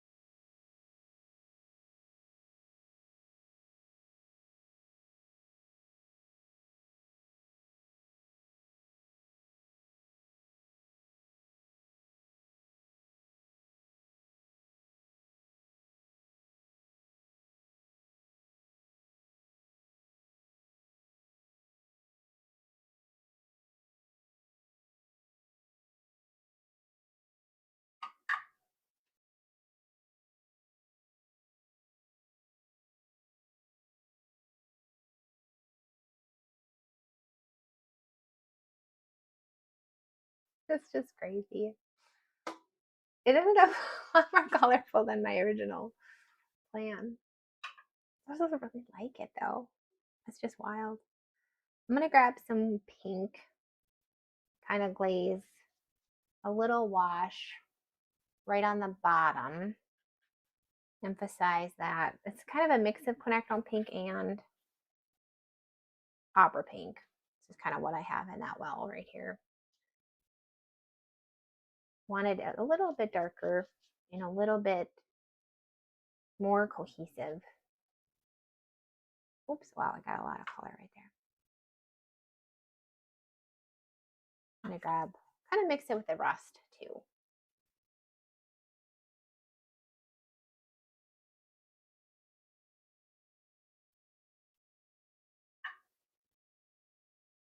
I think the thing that's throwing me off a little bit is that the eyes aren't finished too. Looks a little wonky in that respect. A little bit more purple. Bring that down into here.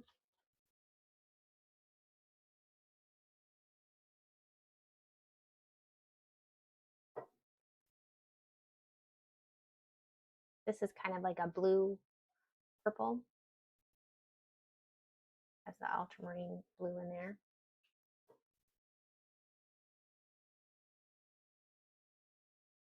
Don't want to bring the purple up too much.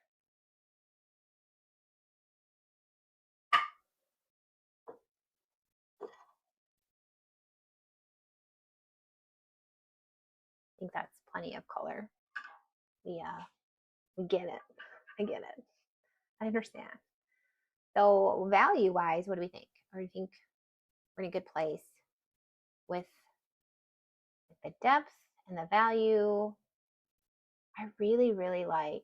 I was planning to do a little bit more with this light side, but I kind of love how little we painted it.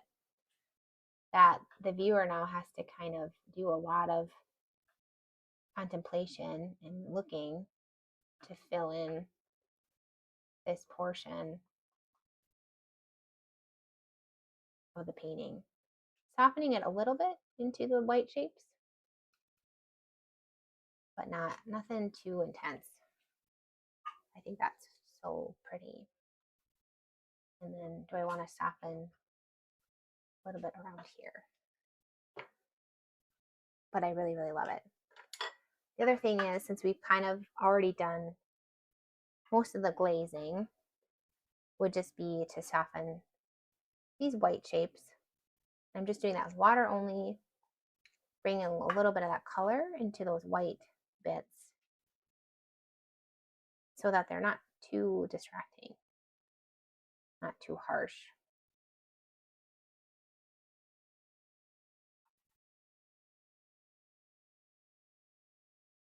And we can soften even this little reflections. They're still even a little bit wet too, which is kind of cool, because then they'll soften in a more organic way. And then what else do we need to do with our snout? Make sure we have some of that depth in place along here too.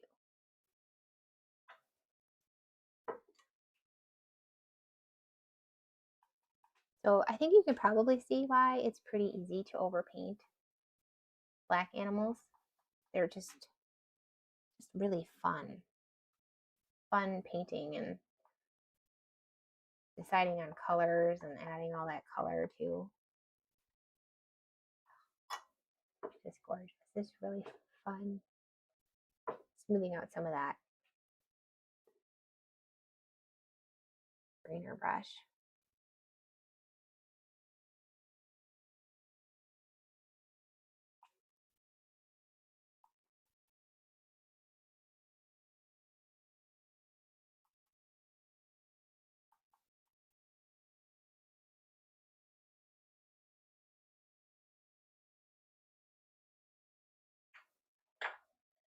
I think, I don't know. Do we want to glaze right there? I think we need a little glaze on that. I'm going to do a little bit of a pink glaze on here. Bring that into just a light, nothing too demanding. And then soften that a little bit. And then of course soften right along that tooth. And sometimes I'll bring in some of that color from the gums, give it a little color too. And then drop in some water so it's a little bit more organic. Maybe a little bit of yellow, make it look like an actual tooth. And when I say yellow, I kind of mean that quinacridone gold. Looks really good on a tooth. All right, I think we would do well to finish the eyes, and it'll look a lot better right now. She looks kind of like a crazy dog. A little crazy. So this is fun. And sometimes with these bigger reflections, like she has like a pretty big but more blue reflection, those I find are the most challenging reflections in a dog's eye, because it's so easy to just either overpaint them or not paint them enough. So we'll get there. So right now what I'm doing first is I'm going to get a heavy mix of my quinacridone pink, and that plays really well with our beautiful quinacridone rust. And I'll kind of finish off this lower portion of the pupil with a little bit of that. And then I'm also kind of scrubbing along that beautiful black and pulling that into the pink. And then I'm going to grab some ultramarine blue and kind of finish that lower pupil area. And then I'm going to take that same ultramarine blue and let's bring it a little bit in here. Now that's just too much. So I'm going to clean my brush, water only, and soften that into the white reflection. But I don't know. I've just found that those white reflections are a little challenging to get looking like they're a white reflection, if that makes sense. I'm going to grab more of that pink and make this top part of the iris darker.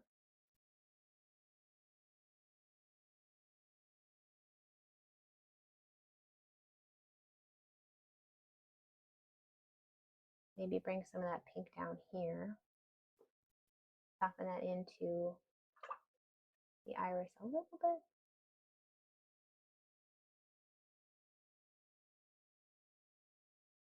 I think I maybe put a little too much in there. I'm gonna lift a little bit out. I don't want her to have red eyes, and that quinacridone pink can kind of drift that way. So I'm gonna grab some more ultramarine blue, put that on the top too.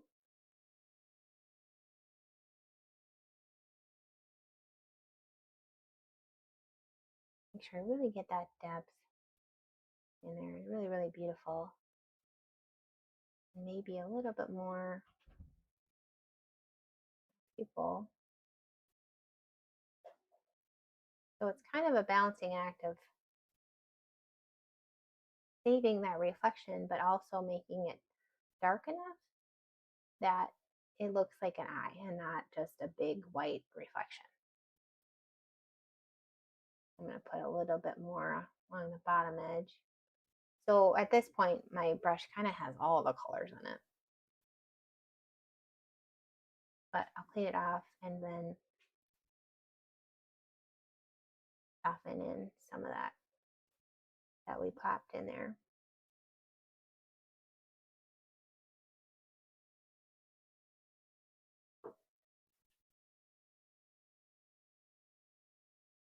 But looks a lot better, doesn't it? It's funny when you finish one eye, then you compare it to an unfinished eye, what a big difference that makes. And you're like, oh, okay, we can do it. That was worthwhile. I'm gonna grab a little bit of black, finish off the rest of this eye here. And make sure we have enough depth happening in the eye. And we get the shape right too, because that's really important for the expression.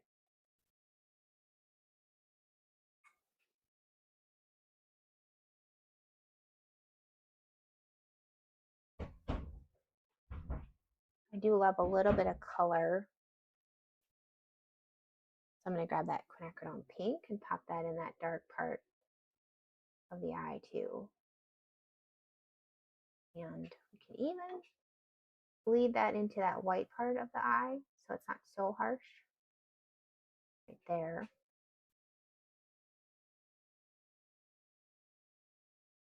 And where else do we need? I love, love, love, love cobalt teal in my eyes. So I'm going to start with a little bit of that around the edges. So pop in some of this. Now, sometimes I feel like cobalt teal, you got to be a little bit careful with it because you don't want it to look like kind of like clown makeup or anything like that. But I feel like it just really pops. I just love it a little bit. And it's opaque, so you can kind of like cover up, I don't know, if you have mistakes in there or whatever you want to do.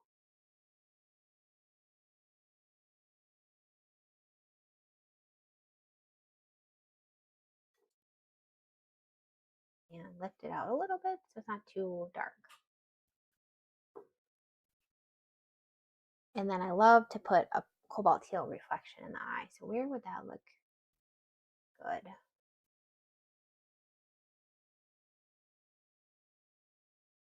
feel like right here, maybe that would, maybe right there.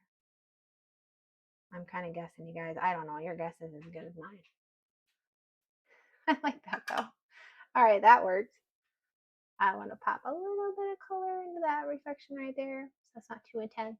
And there we go. I mean, huge night and day difference between this eye and that one from that final layer. So a lot of thought and work goes into that final layer. I am going to just pull a little bit. I put some lunar black on my grainer brush. Make sure I get those gorgeous kind of eyebrow lashes in place here. I think that's a really good detail to be fussy about and get in place.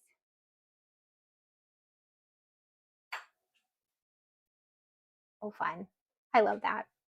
So now all we have to do is the exact same thing we did to this side. No big deal. It's funny because I find myself like, oh, why don't I really want to paint right now? And it's not because I don't want, like, enjoy painting. I think it's because you make quite a few decisions as you paint. That can be a little bit intimidating. And it requires quite a bit of effort and concentration. And sometimes that can make it seem like painting isn't really as fun and relaxing as you were hoping it was going to be. Kind of what I find is the case for me. Popped in some of that quinacridone pink. Now I'm going to grab ultramarine blue and get that in the pink a little bit. And I feel like I put that black kind of right where the reflection was supposed to be. So I might soften that up a little bit if I can.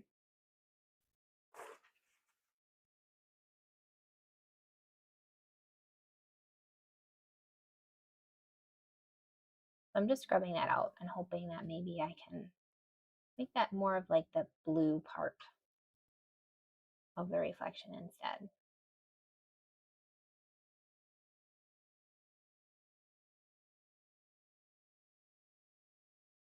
That looks better.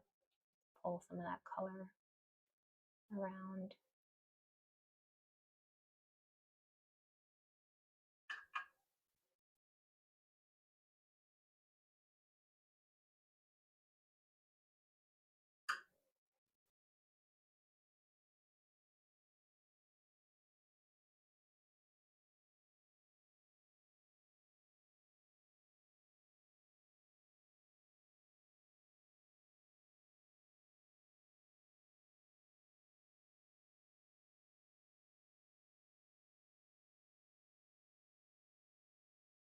think it just needs a little bit more blue.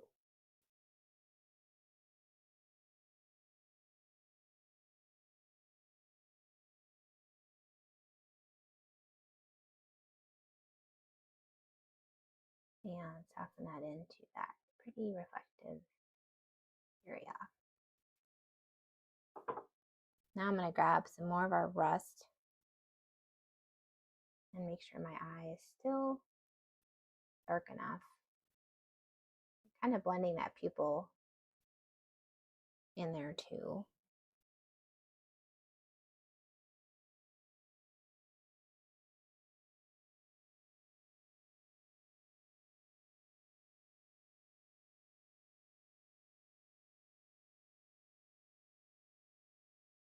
Need more blue, a little bit more blue on the bottom of the pupil area. That looks better.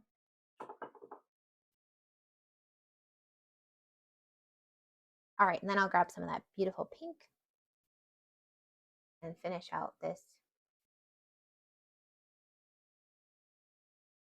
area and a little bit of black along there too.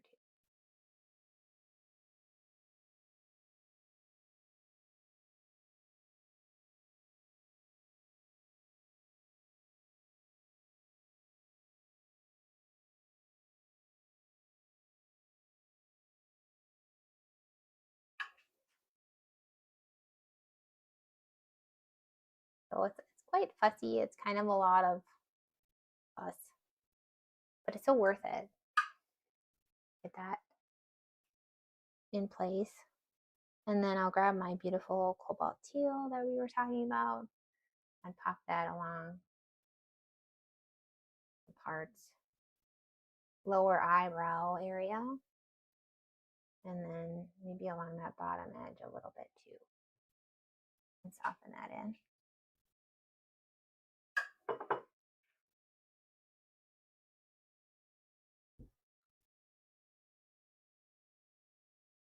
And that's kind of nice because now this really the only area that has color on the light side is right next to the eye. And so now our eyes are going to be drawn to this part of the painting, and that's a really good thing.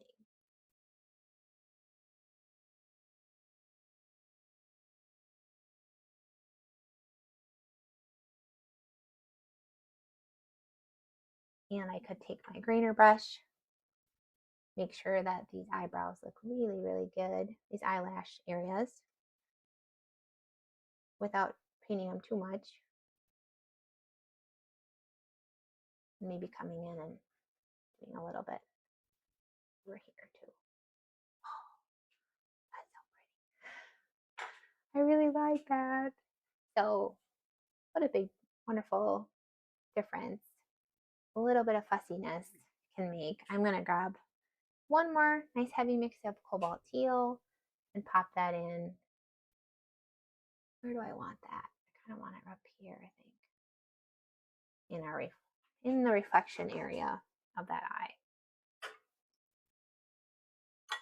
So copper eyes, beautiful copper eyes. I don't think they stand out quite as much as I was hoping because we put so much color everywhere else. I'm just going to see what cobalt gold, or not cobalt, quinacridone gold might add to it. Sometimes it looks better when you lift it out a little bit. I think that helped. And it's probably hard to see like the best color on your end. That really helped. A little bit of gold, quinacridone gold in that eye help make it pop a little bit. But I really like it. It just, my vision was definitely more black dog gold eyes, and we put a lot of color in this dog, but I also really like it. So it's just, yeah, I really like it. Oh my gosh, I think we nailed the expression, so I'm really happy about that because I mean that just looks like Lucy. And look at that, we got some blooming, and we talked about blooming a little bit at the beginning.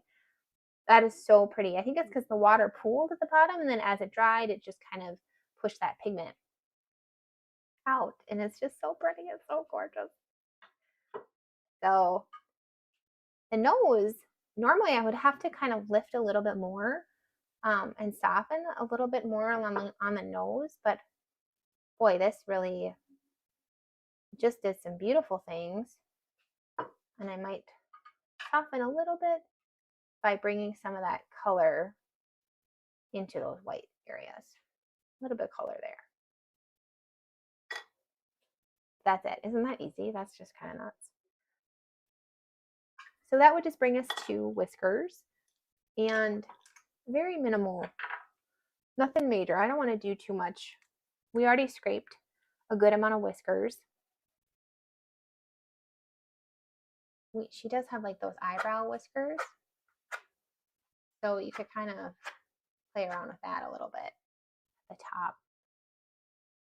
I don't know if I want to do, her whiskers are really thin, but I think it could be kind of neat just to have a couple black whiskers, maybe more near the edges. I like that. Just a little bit. Nothing too intense with the black whiskers. Whiskers just draw so much attention. I mean, it's like this black, hard edge. So you're going to look at it. And I don't want that to draw too much attention away from the rest of. Oh, this is so pretty. I really, really like it. I wonder if I can zoom out a little bit more. You can kind of see the whole thing. I can manage my phone. It's like keeps going down. There, it might drift down and you can see the whole thing. If I can move it up a little bit. That actually kind of worked. There you go. Now you can see it. Oh, Lucy, really pretty. I just love it. So yeah, so this would be the point you can add splatter. I think some black splatter could look really cool over here. Maybe some purple splatter over there. You can glaze more if you need to, but right now it's probably wise to just take a step back, come back to it with fresh eyes, and make sure it's kind of where you want it to be. I don't know. I feel like maybe some gold down here could look kind of nice, but I also don't want to take away the gold from the tension it has on the eyes. I think the most successful thing we did, honestly, was leaving color off the light side. I just love that. That just looks so unfinished in a such a cool way that we now as the viewer have to fill in those details ourselves. And we don't need any more color. I mean, look how much color we have here. It's crazy. But I will post a picture of this so you can kind of zoom in, because we got some beautiful bloomings, beautiful granulation. Scraping was fantastic. Blooming here, that little scrape line of the tongue, perfect. Because now it's there, but it's not attracting all of our attention. Granulation, phenomenal. Pigmented edges, we got some pigmented edges where we had some beautiful watery glazes. Pigmented edge right here, oh my gosh. It's gorgeous. And it's like those little things that you really have to zoom in to be able to see. Another reason I love watercolor, because it looks so good from far away and like phenomenal up close, because you get to see what it does. So different take than most. Thank you for all your comments in the chat are awesome, because I think we're all thinking these things, but we don't all say them. And so it helps out everybody when we say the things that are on our minds, because then we can finally like talk about it, and it's really great. So congratulations on all your new supplies. I love your idea. She was talking about playing, you know, like if you want to sit down and paint and not have to make so many decisions, intersperse maybe your commission work with play and just have fun testing out colors and supplies. And that's a really good idea. And I haven't really thought of that before. I just, whenever I sit down to paint, I have a commission to do. So it's like I'm going to be doing commissions. Although for workshops, that's a different story, because I get to do practice techniques and talk about colors. So that's kind of more of my play, is when I do workshops, which is really, really fun. And we have a cow workshop. So I'm going to have an email going out tomorrow, is July 1st. Email going out tomorrow talking about the July workshop, and then dropping the July calendar. And I will see you in the next video. Thank you everybody so much. Happy painting.